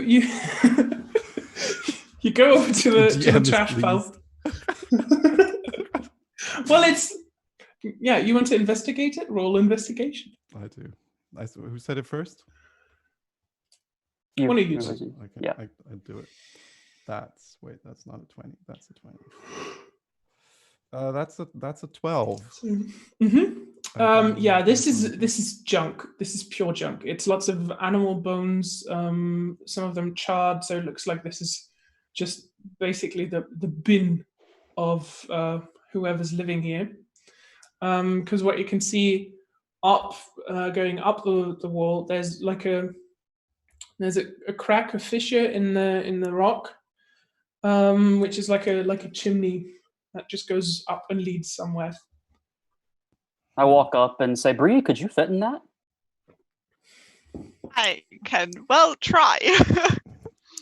We better not. It was just a joke. But this must have been what the wolves ate on. My pylons already. So shall we leave? You can try and climb up there if you want to. Bree, I would advise against what you're thinking right now. Let's continue on. I don't know what you're thinking, but don't do it. I see you looking. Let's please. I wasn't serious about climbing. Please, let's go. Can I take the dog? The dog will eat you in 2 bites. We've seen what the others are like. We need to go before he wakes up and is within reach of us. You hear a noise behind you, and as you turn around, you see the wolf sort of in his sleep, like he's chasing something. Okay. I proceed singing a lullaby. I walk back towards the. I go back into the cave, out of this cavern. Follow me. Come on, let's go. I try to get the ball rolling, make my friends come with me. You're like, come on. But not to the dog. The lullaby gets a slightly reluctant tinge in its intonation, but I follow him. And so do I. As you leave the cavern, you see the wolf slobberingly starting to gnaw on one of his companion's legs. There we Just go. Yeah. keeping on dreaming. Oh, I could have used them as meat. Oh my god, I am retarded.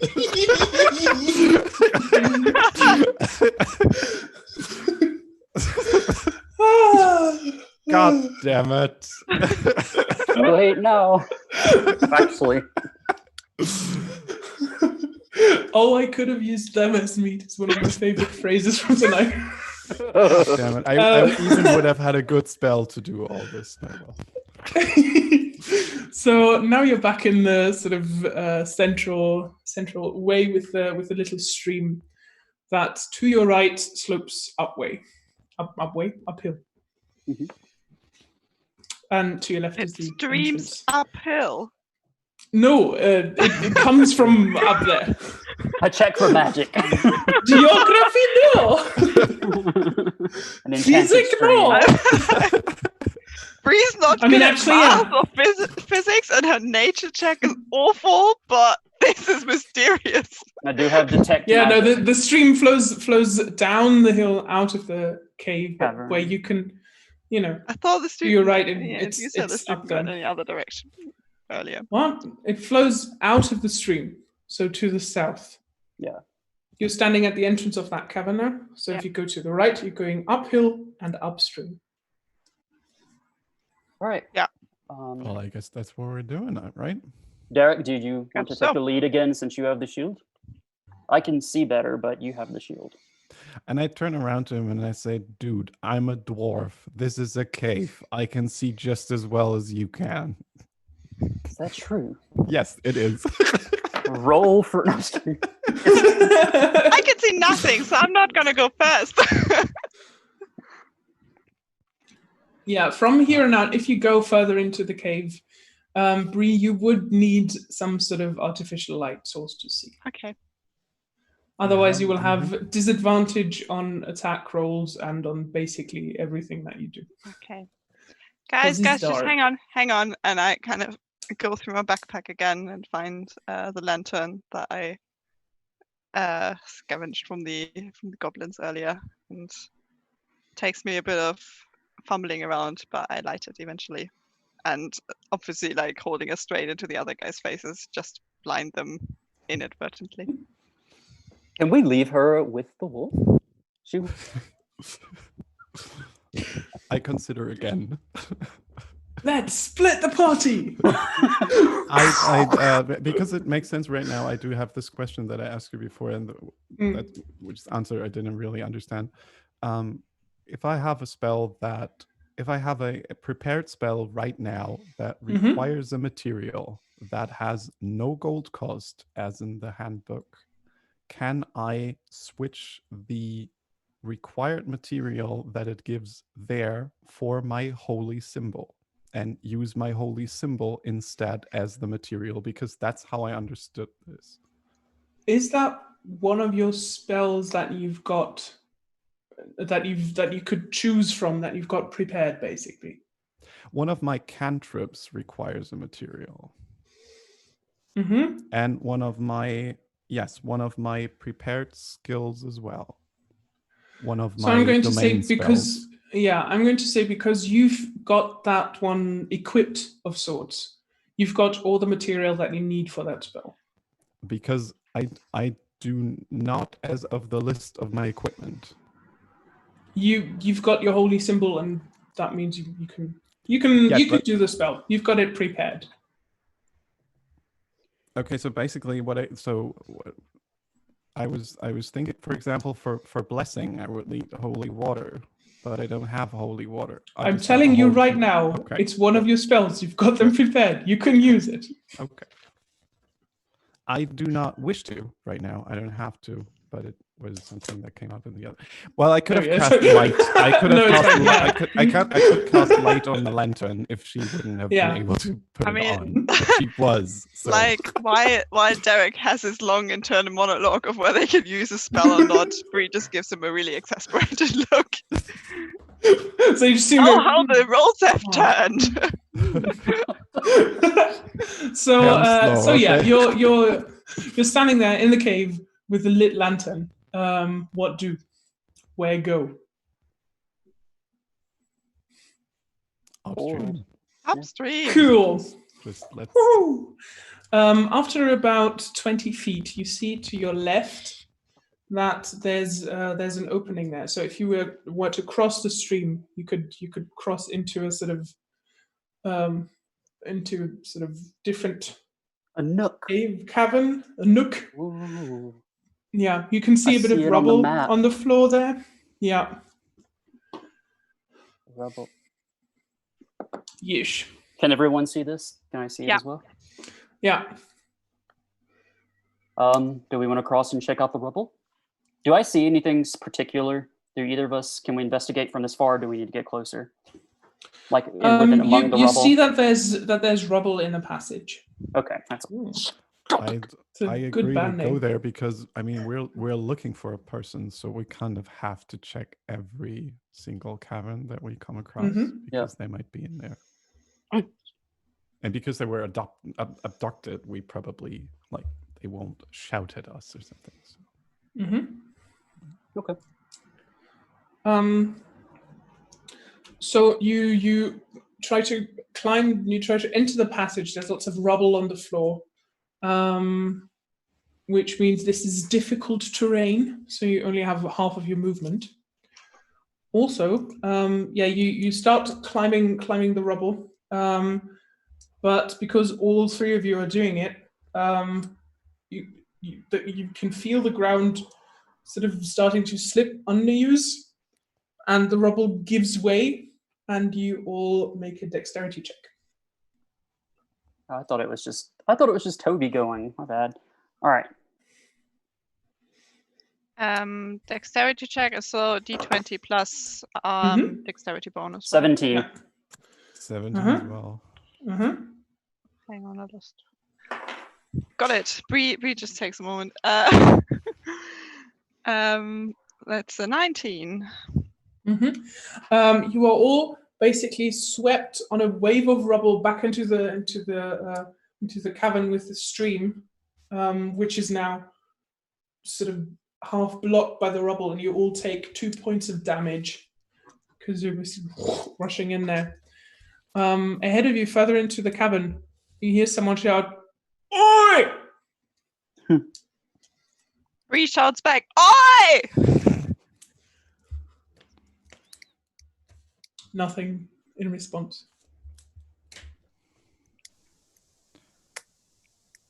I say, "Who's there?" You hear nothing. That's not. And then, from the distance, you hear a that gets louder and louder until from upstream in the cavern, you can, Bree, you can sort of see, and the other two you can definitely see a massive wave of water just coming at you. And all roll of for you swim. Roll sort of kind of, roll dexterity to hold on to somewhere. Okay. Before Bree just looks around, goes like, "Anyone I got got a boat?" I got a 20 plus so 22. Neat. You rolled a 20. Yep. Mm-hmm. That's a. I got a 14. Mm-hmm. And I got a 15. Okay, so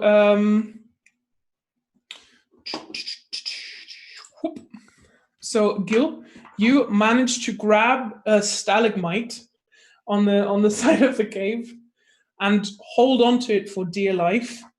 The other two, in this massive wave of water, you were just swept all the way outside of the cavern and basically flood the area around the mouth of the cavern and take 5 points of damage each.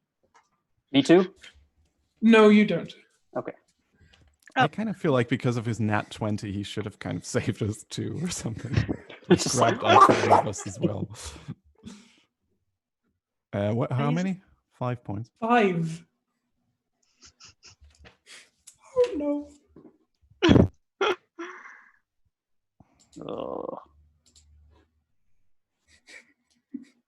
There we go back to the thicket and camp. I mean, you're still inside the cave. Yeah, I think I'm probably going to exit. I want to leave the cave. He's like, okay. Yeah, I definitely don't want to. I need to go check on my buds. Yeah. Mm-hmm. So you get outside. You get to the mouth of the cave. There's sort of rubble strewn across the lawn, if you will, in front of the cave, and stream is only just now starting to flow peacefully again. Mm-hmm. The two of them also soaking wet, like you, are just sprawled on the grass. Going, what just happened? So I offer my hand to both of them to stand up. At the same time. Like this. I'll have to do a strength check for that, maybe. Nah, I'll allow it. I'll allow it. Okay, so we're out now, outside. You're outside the cave The now. whole outside, or Yeah, or the something. outside. Back at the beginning, okay. How is everyone? I am not feeling great. I'm really not feeling great. Do we need to take a rest? Do we have time for that? Do we have time to take a rest? Derek? I feel like Bree? some sleep and some marshmallows. Mm-hmm. Marshmallows you have. I magical mean, healing there aren't any marshmallows left, really. You ate them all. I'm for some I sleep. guess it's. So Bree's in marshmallow withdrawal. So you're on this roll. I could heal Yeah. you. I could. Soaking heal wet, us. I'm in withdrawal. You do. I could heal the 2 of us and use up my spell slot and be like done with that. So And then go back in. okay. So those are the options. So the options are to camp or to use both of your spell slots to. So is that what you want to do?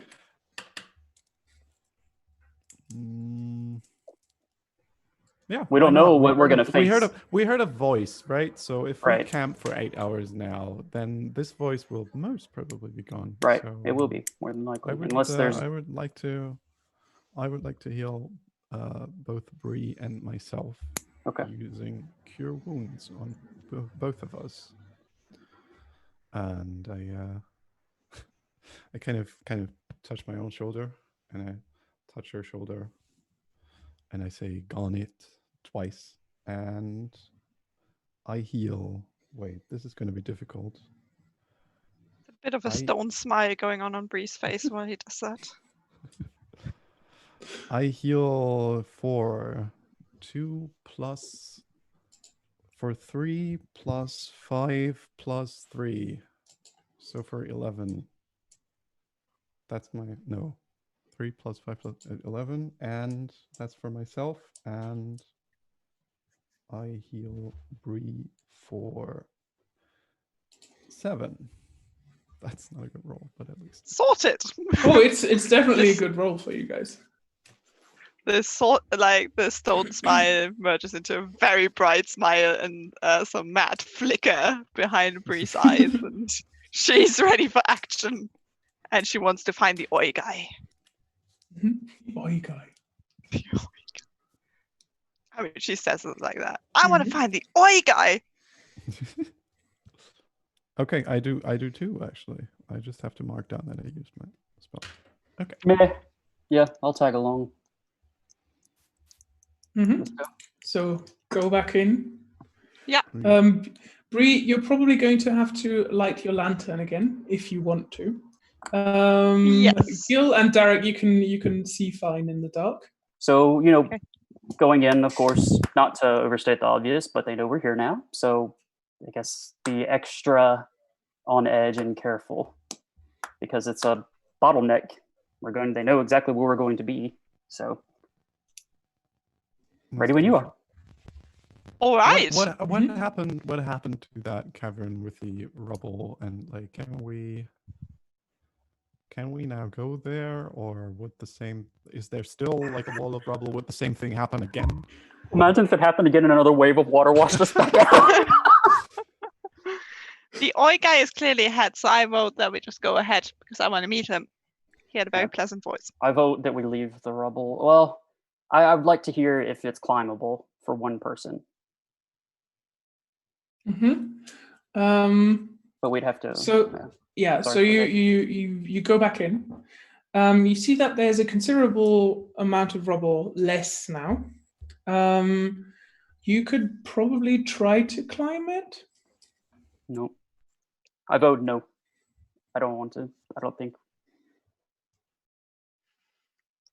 Oh, I don't care enough for that either. I mean, you can always split the party. I want to climb Said up the there and have DM, a look. knowing full well you're That going to definitely die. makes sense, right? Yeah. Should I do an acrobatics check for that? You would have to do an athletics check. Athletics. Also, athletics is not good. how much do you weigh? What's your weight, I don't actually know, to be fair. including armor? Don't know. That's Where would I find that? It should be on your character sheet somewhere. It is not on my character sheet. It isn't on mine either. I wouldn't know. That is odd. Because it's just the 2 pages, and on the 2 pages it doesn't say what I weigh. I mean, what's your estimate for a halfling wearing? What are you wearing? Leather armor and Tiny halfling wearing. Okay, a tiny halfling wearing leather armor and a backpack. What would you guys say is the weight of that? That's probably Very not light. a lot. I would say But also maybe- like wearing a soaked, oversized dress. Like 80 I don't know. pounds. Like 80? Something. Well, What do they weigh? units They of weigh measurement? between 40 and 55 pounds, right? So that's that plus a backpack. That probably can't be that big either. Like I 60 doubt something? you're over 50 pounds. Okay. Let's go with that then. Roll me an athletics check, please, Bree. If you want to do that, that is. I mean, I feel the group pressure here, so I put my hand on Bree's shoulder and said, Bree, you do not have to do this. This is an 18. You managed to climb the rubble. Oh, what do I see? So you've got your lantern with you, right? Mm-hmm. You're in a passageway that's sort of curving left and right. If you go any further, you will not be able to communicate with your friends unless you shout at them. Bree, what do you see? I see a path. I want to know where it goes. Please do not go any further. Do not. Off We want to she stick goes. together. No, we want to stick together. I hear thunder outside. So I guess we follow her. We have to follow her. While you are debating that very loudly, Yeah. Derek, you hear someone shout, "Oi!" Oh. Here it comes again.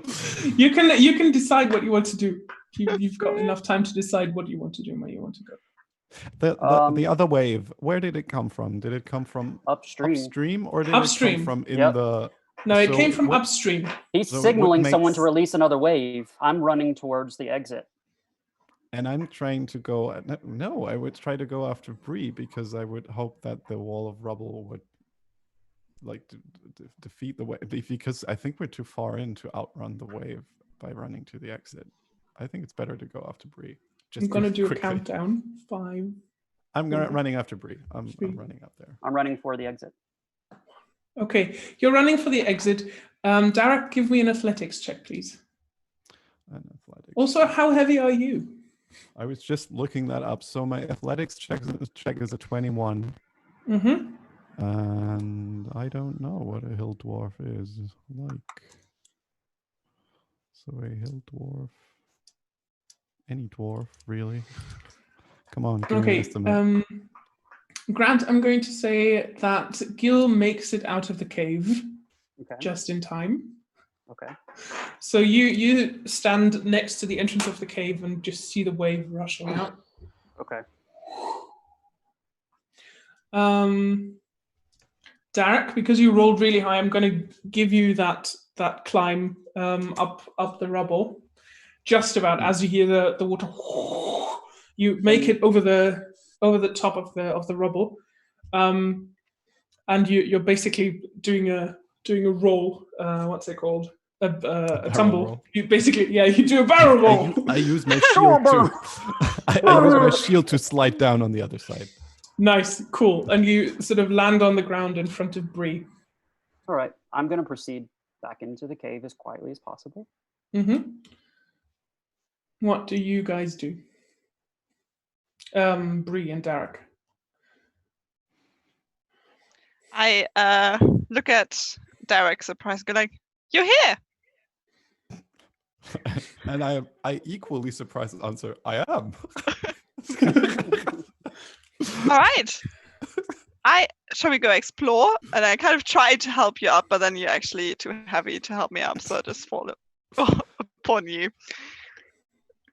Let's give Gil 1 minute to join up with us, and if we can hear him on the other side, then we can go explore. So as Bree, you help Derek up.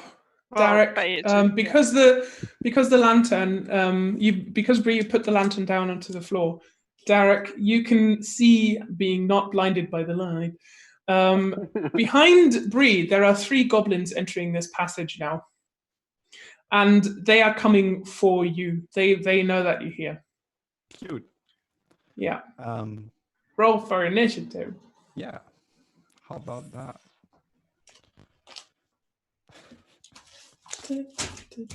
That's a solid 4. Wow. Mm-hmm. That's a 21. Nice.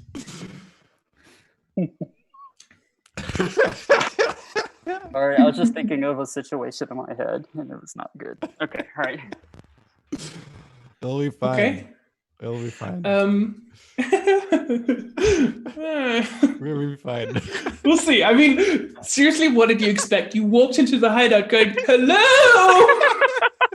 Absolutely, yeah. I mean, right. Pretty much what I expected. So the first goblin goes straight for Bree because you're closer. Hang on. So can I just totally establish what happened is that I fell onto Derek as I tried to help him up. I'm not sure we've made it to a feed yet, nor that I actually know the goblins are there. So what is the situation? That fits because the goblin rolled a nat 20. Oh, fuck. And it will do 6 damage as it stabs you right in the butt. Okay. Ow, that hurt! I shout. Yeah. No. Can I hear that at the end of the cave where I'm standing? Can I hear her echoing how that hurt? Yeah, you can probably hear that. Okay, well, I stare at the end of the cave. I mean, you hear it really quietly because the sound of the water is still in the cave. Right, but if they hear, then they're gonna, "Oi!" and I'm gonna have to run back down again. So it's an impossible situation. I mean, just back and forth. I mean, "Oi!" Sneaks in. I would like that we just continue this whole party adventure. Just Bree and me with you for half a year, running up and down the entrance of the cabin. And one of you runs back and makes a noise every now and then to set it off again. Throws a stone or something. Okay. Okay. Next is Bree's. No, hold on. Next is the next goblin's turn, who also runs towards you. Yeah, but he can't really get at you because the other goblin just is basically still blocking you from stabbing you in the right butt cheek. And is just standing there looking at you and laughing. Next is Derek. So I'm still lying there, right? You're lying under Bree, who has just been stabbed in the butt. But you established I can see the goblins. You can see the goblins. So it would make sense that I cannot use my hammer right now because I am on my back, which would make me resort to magic. Yeah, I'll allow it. I mean, normally I would have to give you another round to get up, or rather to push. No, I'm going to give you the magic thing. Yeah, did you use all your spell slots when you healed us? I have a few things that I can use without spell slots, which I will use right now. And I could also do that lying down, I think. You can do the spell thing. For that. Yeah. So I will do Sacred Flame because this worked so well all the times that I used that on goblins. Okay, which goblin? The goblin which is the closest, I guess. That would be the stabby goblin. Yeah. Just screw that guy. So yeah. It's a saving throw. Yep. He failed. That will hit. You will be hit by Sacred Flame. Okay, that's pretty good, and I will also hit him pretty good because I rolled an 8. Yeah. Wait. My attack bonus is +5. Does that apply to damage or to the roll? The roll, right? That applies to the roll. But that doesn't make sense because my where is it on the character sheet? Okay, so spell casting ability. Wisdom is your spell casting ability. Yeah. The saving throw DC to resist a spell you cast is 13. Your attack bonus when you make an attack with a spell is +5. Yeah, so if you attack with a spell, that's the same as you attack with a warhammer, and then you roll a d20 +4. So with a spell, if it's not one exactly, so if it's not one where the other person needs to make a saving throw, then you that's your attack bonus on whether you hit. Oh, so I never do that because it always says my saving throw to resist a spell is 13, so I never roll on my spells. So I never that get is a the very +5. good question, and I will look into that later. Now you hit. And that's the main thing that counts right now. Yes. For now you hit. And you do how much damage? With the full 8 radiant damage that I can do. Yeah, so that goblin that just had his hand on that dagger, in your butt, just bursts into flames. And it just leaves its charred skeleton. The goblin next to it, who was laughing just a second ago, was like, oh! I shot don't touch my friend's butt. Fair request. Now the third goblin watching that starts laughing. So this goblin, the goblin that just stopped laughing, needs a moment to recover from this. So it's Bree's turn. The lantern still sits on the floor and shines a dramatic light on my face. It's like look at there and go like, throw me at the laughing motherfucker. Just throw me. Can I do that right now, or do I have to wait? Well, you kind of have to wait. No. Derek, hurry up! Gil, what do you want to do? For future reference, Bree, talking is a free action. You can talk at any time. Oh, lovely. If it's a short thing, unless you're trying to give a sermon. So that was my just stuff like throw me. That's fine. That's a free. That was actually one of my questions earlier when he was thinking about what to do with the dog. Like it was his turn, but I could have said something like, finish it or something like that. Yeah. Okay. You can do that. Okay. Okay, Gil. Hold on. No, Gil. What are you doing? Okay, sorry. Can I go back to my turn briefly? Yeah. What did you want to do? Just because does that mean I basically haven't used that turn if I just used it to speak? Yeah. Okay. That's what that means. I mean, you can. I'm going to let you decide if you want to do anything else. No. I'm just sorry. 100% in character. Okay, Gil, what are you doing? I say a prayer to Ogma and slowly start making my way back up into the cave, listening carefully for the oi. Mm-hmm. That's all I do. Back in the cave. That's where by the way, that's where I'm trying to get to, is trying to get back where I'm across from them. I don't know how many feet that is, though. It's going to take you a round to get there. Okay, all right. I just didn't want you to think I was like throwing away my turn or something. No. Okay. Right. So next is the goblin that started laughing, and he's still laughing. Bitch. Seriously, so rude. Next is the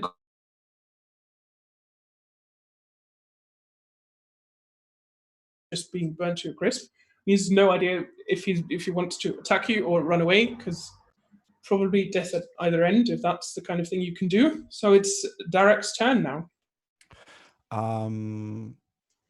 Yeah, why not? I throw Bree. I hope she has a dagger drawn or something. We'll see. Okay. and I throw her because I need to get up anyway. So yeah, that's fair. And I throw her at Goblin at Goblin number 2, who stopped laughing. Okay. Yeah, you give me a she's a halfling. Give me a dexterity check. Of all the things. I mean, it's not a strength check. Oh, but it is a nat 20. It is a nat 20. Nice. So Bree just shouts, "Eureka!" She flies. You land right on top of that goblin, and you slam him to the ground, and you cause 2 damage to him. Nice. I mean, you're not, but he's also not prone. He's on the ground now. Okay. He's not prone. Nicely. He is prone because he's got a halfling on top of him and is lying on the ground. So he would need to spend his turn to get back up. Okay, Bree, what do you want to do to this goblin? I kind of slip off him, and while I do that, can I use a sleight of hand or something because I've got 2 flasks of oil on me. Can I just pour them over him to avoid him getting up again? I'm gonna give you that as a bonus action. Oh. So you don't need to waste anything for that. Okay. Well, yeah. So she kind of is like over him. The goblin. For a minute, she considers setting him on fire, but she learned from like Derek and Gil's like gentle ways, and she considers not to right at this second. So do you pour it just over the goblin? Because you're kind of on top of the goblin, and the floor around the goblin will be slippery as well. I kind of went off him as I. Okay. How do you pour it? Is the goblin into it? Like I heard of this other word, and apparently in this other word there's an artist called Jackson Pollock. So it was like. Okay, so the goblin's just. Right. So the floor there is slippery now as well. So if you want to go through there, if you want to go past the goblin, you're going to have to make a dexterity dexterity save. Right. Okay. Anything else you want to do on this turn?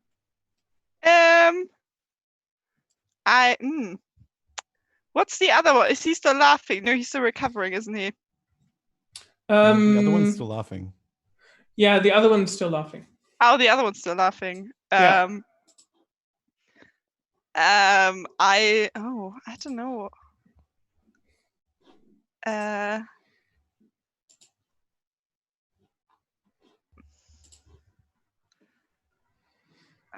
I don't know. Okay, then I'm going to declare your turn finished then. I mean, it's quite dark in and there, right? It's quite dark in there, right? Yeah, you can't really see anything unless your lantern is anywhere close by. Yeah, no, my lantern is still back with Derek, so Yeah. I just slink into the darkness and use Okay, my I mean, goblins have dark vision, so... But she I slinks don't over. necessarily know that, so Yeah. I go like for me it's darkness and kind So of away from the lantern. yeah, well, yeah, kind of in between the two goblins somewhere. Mm-hmm. Okay, you would have to make a dex save to get through the oily puddle. Okay, is that a D20 as well? Yes, and then look at what your dexterity saving stuff throw. is. Exactly. Yep, that's a 20. Mm-hmm. 22. Okay, cool. So you really smoothly just slide across that oil onto the cave wall. Yeah. You can't see anything here, but yeah. I hope for the best. At the cave wall. Yeah. I go like surf in America. Yeah. Yeah, so you're between those two goblins now. Yeah. Yeesh. Next is goblin number 3. That's the one who was laughing just now. Yeah, that's the one. And he sees you sliding towards him and just holds out his scimitar. Oh. Yeah, and he hits. And he does 4 damage to you. You basically just slide right into his blade, which cuts you across the stomach.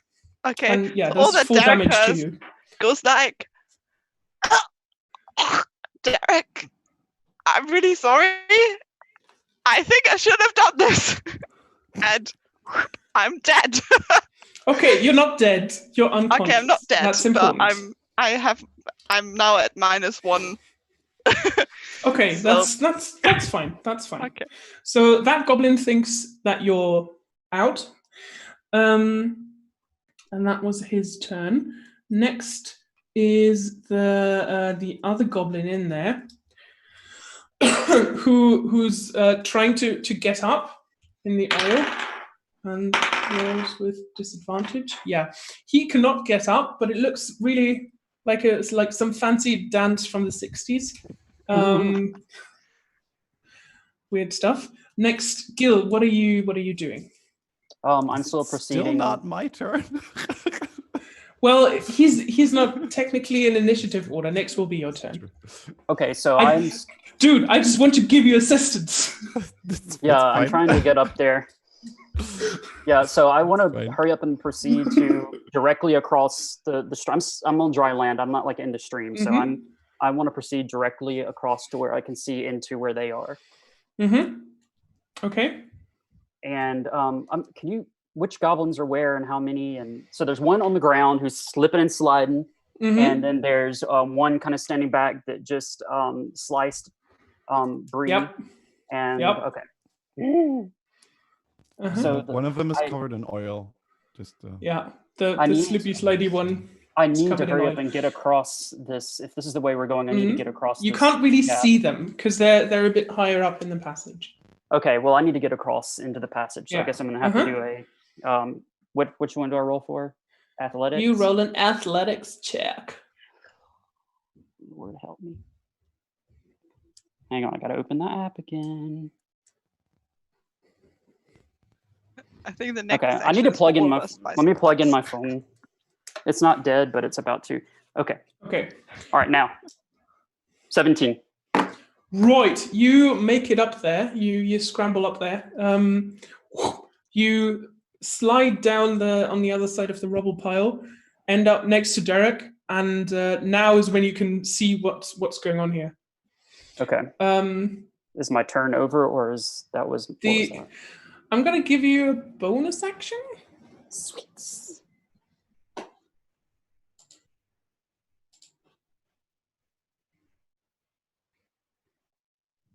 Okay.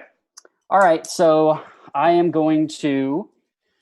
Am I able to cast Ray of Frost? My go-to. Is that a bonus action? Oh no! What is the bonus actions are all? It's just like yelling and moving, right? Stuff like that. Unless there are some cantrips and some actions that you can do as a bonus action. I don't think any of those are bonus actions. I haven't seen it. So I guess all I can do is, can I prepare something? Yeah. Okay, well, I guess I'll have to prepare Ray of Frost. Yeah, Okay. chat. I'm so sorry. What's the trigger for that? What is the trigger for the Ray of Frost? That you need to, if you want to prepare an action, you need a specific trigger. For example, if an enemy comes within X feet of me, or if an enemy does blah. Something to set it off. Yeah. Mm-hmm. If the enemy tries to attack me or Derek. Mm-hmm. Cool. Okay, Derek, what do you want to do? In stark contrast to the niceness that I have just heard about, I try to set the oil and the goblin on fire with my sacred flame. Mm-hmm. Which I don't need to roll, right? Yep, and I'm gonna have to say he fails that because he's covered in oil. Another. Sorry.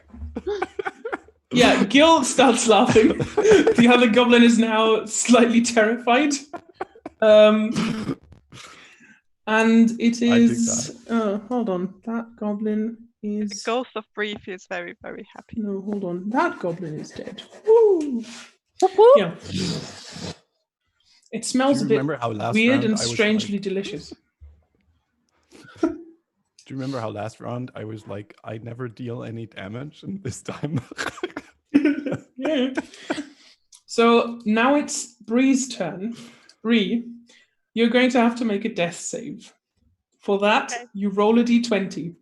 If you roll higher than a 10, that's one win, one pass. If you roll lower than a 10, that's one fail. Get 3 fails and you're dead. Get 3 saves, 3 successes, and you're stabilized. So you're just unconscious, but you're not going to die. Okay, so I roll 3. No, I roll until I have 3 of either, right? You just roll a. No, you just roll once for now, and you're gonna roll again on. You your roll next once turn. now. You roll once every turn. So I see. It's a 17. Good. Okay, that's a success. One success. That's good. Nice. Next is the third goblin, who looks at you guys, turns, and runs. So you're out of initiative order. What do? Can I still try to cast Ray of Frost at him, or is he out of reach now? He's gone. He turns and runs. Okay, so he's down the ton of the path. Because your trigger was that he attacks you and he doesn't. Right. Okay, good deal. So what you can do is you can spend an action, which now that we're out of initiative order doesn't really matter that much, to stabilize Bree, which just makes sure that she's sort of alrightish. Okay, so how do I do that?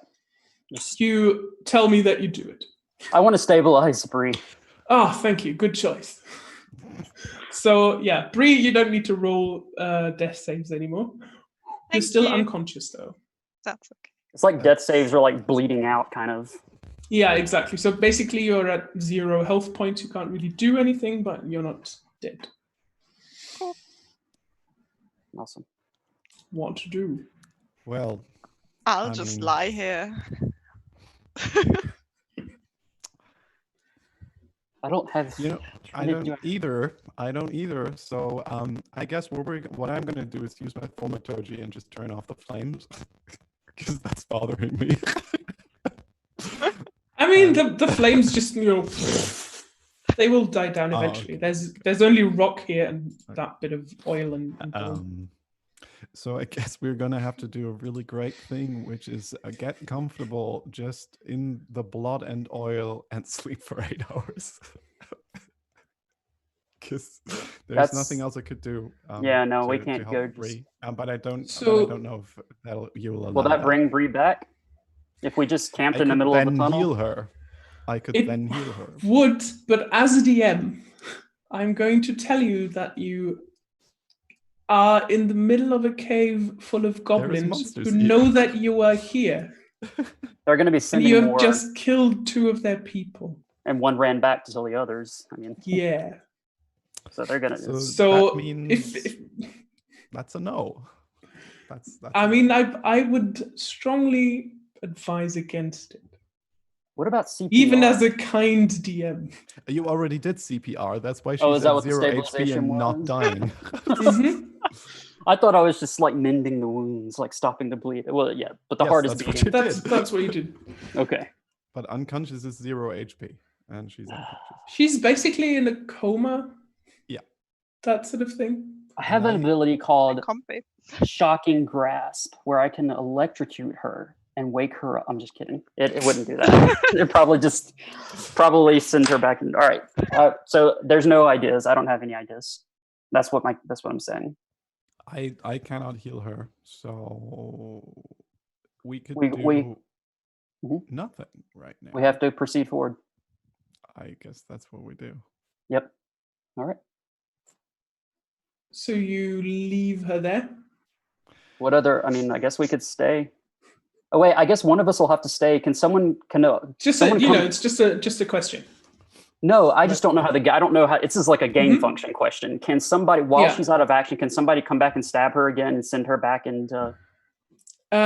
So theoretically, yes, but I don't think they would. If they see an unconscious person lying there, goblins aren't that clever. They're probably not going to check for life signs. Right. Okay. We Hint, could hint. go.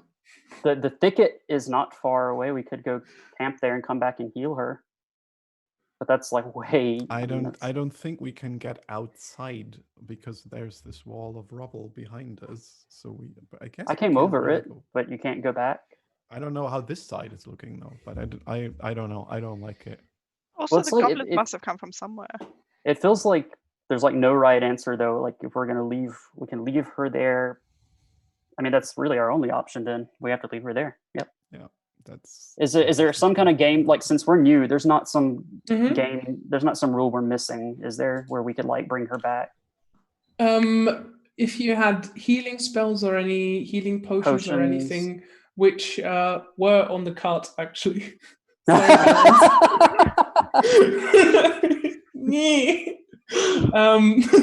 Imagine how I was wondering no. why we didn't get to buy any equipment. it was back there. I didn't. I mean, you had a whole fucking wagon full of equipment, but hey, No. I told you we're not very good today. nah. We're not I mean, this is fun for me at least. Yeah. I think Right. we have to So proceed. yeah. That's it. So Mhm. we That's what we have to do. yeah, That's we just have what we do. So we just have to can- keep going. Very cautiously Okay. look where this is leading us. Okay, so you slink along the corridor, and you come to a sort of fork in the road. You can, or in the passage, you can go right, or you can go left. You can see that towards your left, there's an opening there, and you can hear voices from there.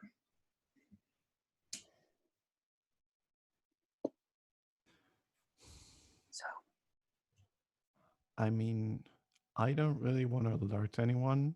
And Oh. I mean, I am in an echoey cave in full freaking chainmail. And it's like, maybe let's not go that way. what if it's your cousin in there? Is it your cousin, your uncle? Who is it? I'm sorry. Well, then go have a look. Because, I'm just Like- saying. no, go have a look. Because if I got any closer, they'll hear me.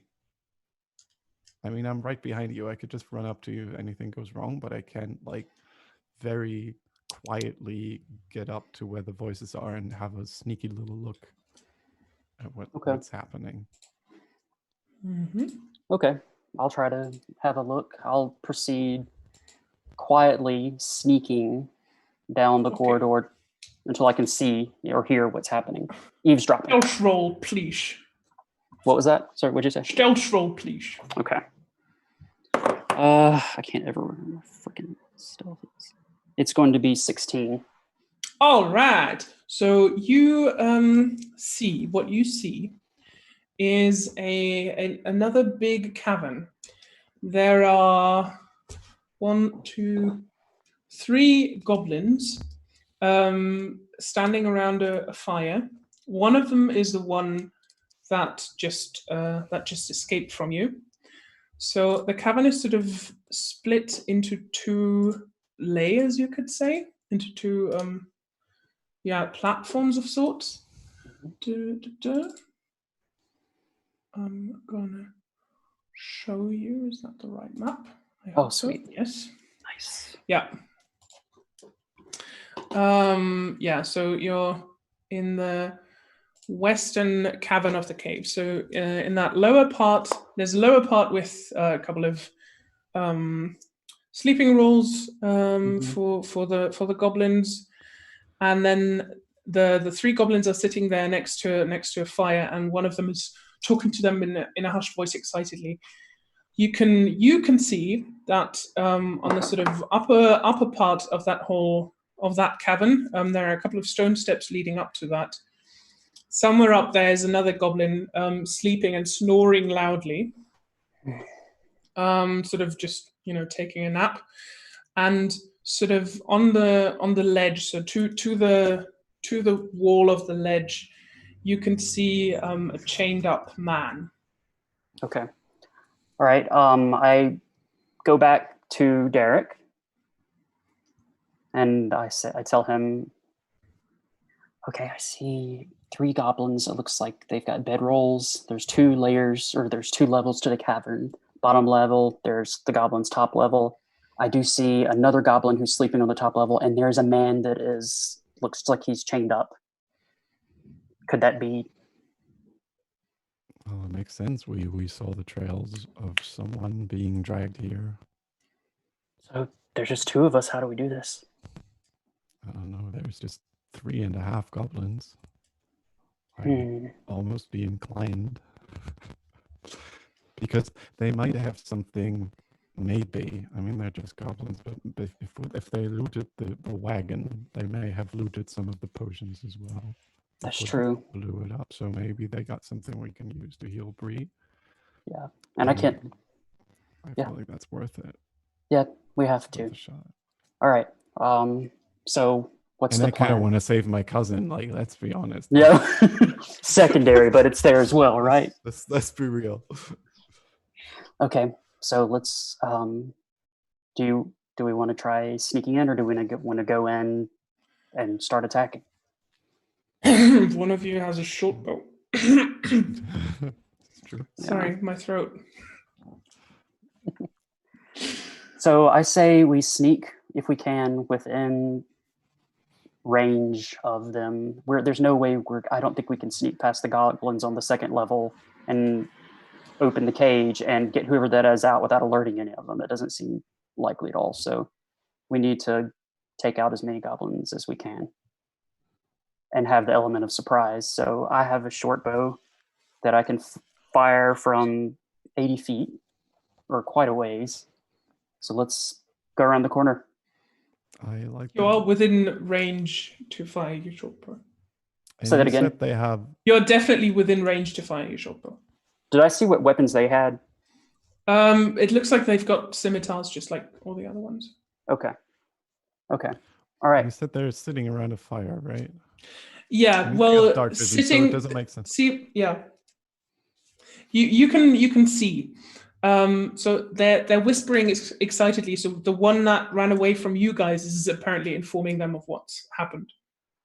So they're no way. He might lead them out to us anyway. Yeah. So let's go ahead and move in and get the jump on them. Yeah. Okay. So I'm going to try to sneak back to the entrance. I ready my bow. Can I ready my bow and sneak? You don't have to sneak. You're still sneaky. Oh, okay. That's right. So I'm going back. You can just shoot. Okay. All right. So, you know what? I'm still behind him, and he just whispered back to me. Or what? Okay. So I think I'm going to use magic missile, which fires 3 darts. Each one is 1d4 plus 1 damage, and I can fire it at all 3 targets at once.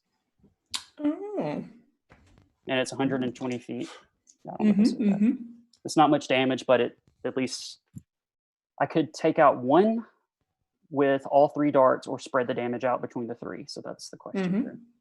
Can I still ask, am I within range to ask Derek that? Yes, but the goblins are getting ready to run out and attack you now. Okay, so I'm going to fire it and spread it out. So 1 each. 1 each, yep. Okay, so cool. I got to do... Why does it keep closing even when it's plugged in? All right, so I got to roll my d20 first to see if it actually happens. When I decide to do this, I take out my hand axes just in case. Okay. Put them into my belt. Okay, so I rolled a 15 plus 5 is a 20. Yep, that hits. And here goes the damage, which is 1d4 for plus 1 for each of them. There's 1d4 plus 1. Okay. So one of them gets only 2 damage. One of them gets 2 damage. And then for the third one, 4 damage. 114. Right. So they're all hit.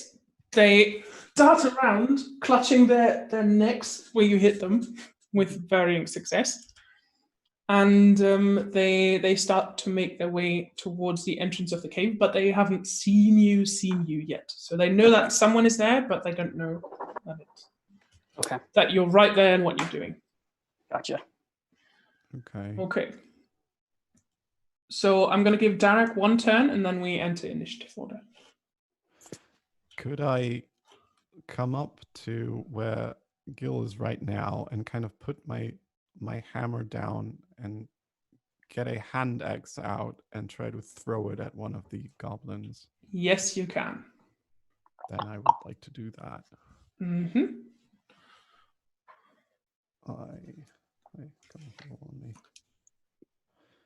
I roll a 14 plus 4. So that's that an 18. will hit. And it hits for... Which goblin do you want to hit? The excited one. The excited one. Can I? Does that make sense? Yeah, okay. Okay. And I hit him for 5 plus 2 for 7 damage. How do you want to do this? Well, I kind of can see in the neck where the magic missiles hit the goblins, and I kind of use that as a target point, and I throw it right in there, and it kind of goes through the goblin. Nice. Bullseye, the head falls off. Slice. Cool. Okay, now roll for initiative. Sorry, Bree. We're going to revive you soon. I miss Bree. 19. I mean, just do something random in her, in her memory. It's fine. That's true. Completely And random. I have 12. Okay. 19, did you say? That's right. Okay.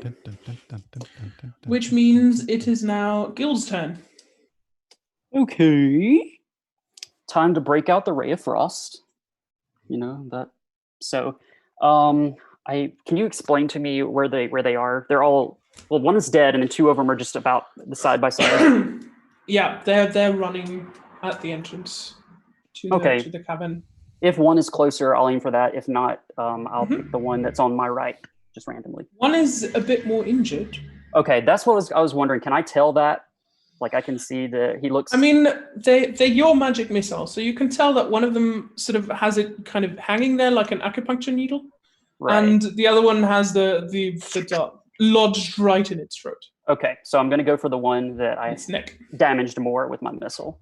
Yeah. And so if it hits, it will also slow him down to 10 feet. Let's see. Or it might kill him. It could. It could. Well, it could.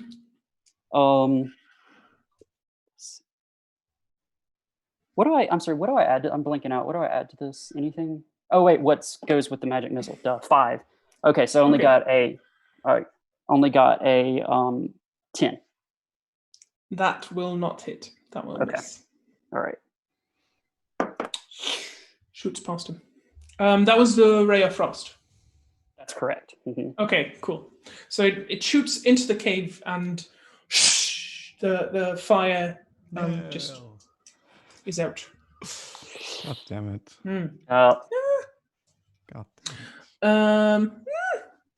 It happeneth. Next is Goblin 4. He has reached you now and is attacking Gil with the scimitar. But he misses because that thing in his neck is a bit annoying. Imagine so. So you can tell that his vision is kind of impaired. You must have hit some weird nerve there that sort of something between his brain and his arm is not working. Good. Next is Derek. It's time for the hammer. It's hammer time. It's hammer time. It is hammer time. Okay, who do you hit? You can reach both of them. Yeah, I can reach both of them. You would have to walk towards them, but yeah. I want to attack the one who had his attack this round. So the other one, basically. I rolled a 17, and plus of course that hits. 21. That hits pretty nicely. And I do 3 plus 2 damage, 5 damage. How do you want to do this? Well, what would I do? I walk up to that, and because I was on such a roll up to this point, I very casually walk over to that one, and just kind of on a side swing, I just kind of bash it like you would if you had a little stick and there was a leaf in your way, and that's kind of how I do. So it's on the torso, and I kind of send him flying all over the cavern where he just hits a wall and then just slides down. Nice. Yeah, you do that, and you've entered the cavern now. So the goblin that was up on the ledge has woken up because the fire went out, and then one of his men hit the wall. It happens. He looks around. What's going on? And then he sees you running in. He sees that there are no goblins left apart from one, and in some snap judgment, he goes over to the man, and who's chained up, and sort of leans over the ledge, holds the man's head up, takes out his dagger, and holds it to the man's throat, and shouts at you, Wait, let's negotiate this. Well, I guess that's what we do. I mean, next is Gil. Fine. Okay. So we're out of initiative order now. The remaining goblin just goes back to his friend and says, "No, Frank!" and just cries over his body. What do?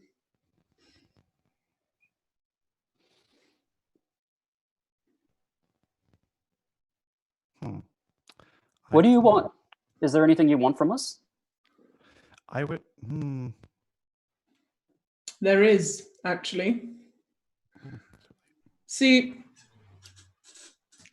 as you can see, I've got the situation really under control, but I want to be officially in control of this place. Okay. How can we help? Currently, I'm not, because Clog is officially running this place, but he's such an incompetent idiot. So if you kill Clog, bring me his head, I will let your friend go. That's a deal. No, this is not a deal. I want a health potion before we go anywhere. Does this place look like there are any health potions? The man. Sorry. It's roleplay. Roleplay. Ah!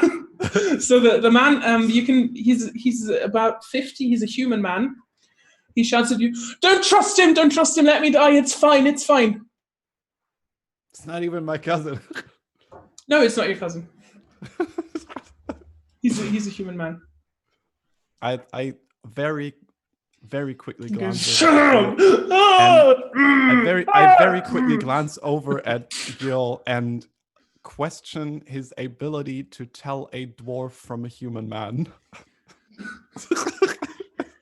Wait, I thought I came back and said it was a person or human.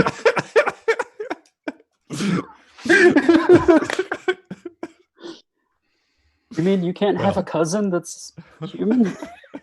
Okay. So there's a person's life on the line right now, and another person is lying unconscious in a passageway. Listen, one of our friends has been badly injured. If you can help us in any way, this is a deal. We'll help you, please. Why would I help you? This is what you're getting. You're getting this guy if I get Clog's head. I want to see if he's bluffing. I want to, I don't know. Inside check. I guess that's an inside check. Nice. I don't know if that makes any sense. It does make sense. I rolled a 14 and I get a +3. So 17. So he's definitely not lying. He really wants to be the leader and is willing to make a trade. Okay. So I'll look at Gil and say, okay, let's make that deal. All right. So the deal is, just to be clear, we bring you, what was his name? Clog? Clarg's head, and you let this human go. Okay. Can you give us any information? Where is Clark? Can you tell us anything about, what do we need to know? If we're gonna waltz in there and try to get someone's head, we need a little bit more information than none. He lets go. The human who slinks down, you can see he's pretty badly beaten. And he just sits down on the ledge. The goblin sits down on the ledge and says, "Okay, so if you go straight ahead out of this cave, just follow the trail, turn right. You'll come to the bridge. That's where we watched. That's how they saw you come in, probably. And then from there on, you go straight on to the Twin Pool Cave. And then if you turn right, that's where Clark is." Okay. So if we have how bad do you want to be boss of this place? Badly, because I deserve it. Have you seen Clark? He's an idiot. If we have our third person with us, our chances go up about 33%. Bad enough to help us bring her back? Do you really not have anything that could help us? It would help you in the long run. Fine. He goes to the very back of the cave, and you can hear a couple of rattling noises. And then he comes back to you guys with a little flask with a bit of red liquid in it. Give him that, and he just chucks it at you. All right, can I check for insight to see if he's trying to deceive us, like poison or anything like that? Okay. Yeah. Roll. Okay. Insight check. 19. Yeah, this is a health potion. Okay. All right. We'll be back with Clark's head. Is there anything else we need to know before we go? Anything at all that will help our chances? Just be careful with his wolf. Anything else before? That.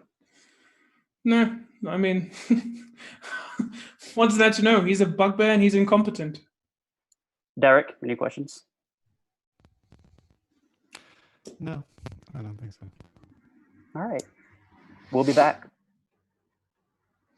Right. And as you head out of that cavern, I think that's a good place to end the session for today. Woo! Amazing. So let's we'll put a bookmark onto this page, and close this adventure for tonight. Bree! And yeah, we'll see how they fare in the battle against Clark next week. If you enjoyed tonight's session and want to play Lost Mines of Phandelver for yourself, and maybe add some stuff of your own and some weird role-playing, there's an Amazon link below where you can buy the starter set, which includes the Lost Mine of Phandelver and some other player resources. Buy the Book is live on Twitch on Sundays at 6 p.m. British Standard Summertime, and we upload the episodes every Friday on YouTube, so make sure you follow us there to not miss any of our new videos. Yeah, so have a good night, have a good week, and we'll see you next time. Remember, be strange, but don't be strangers.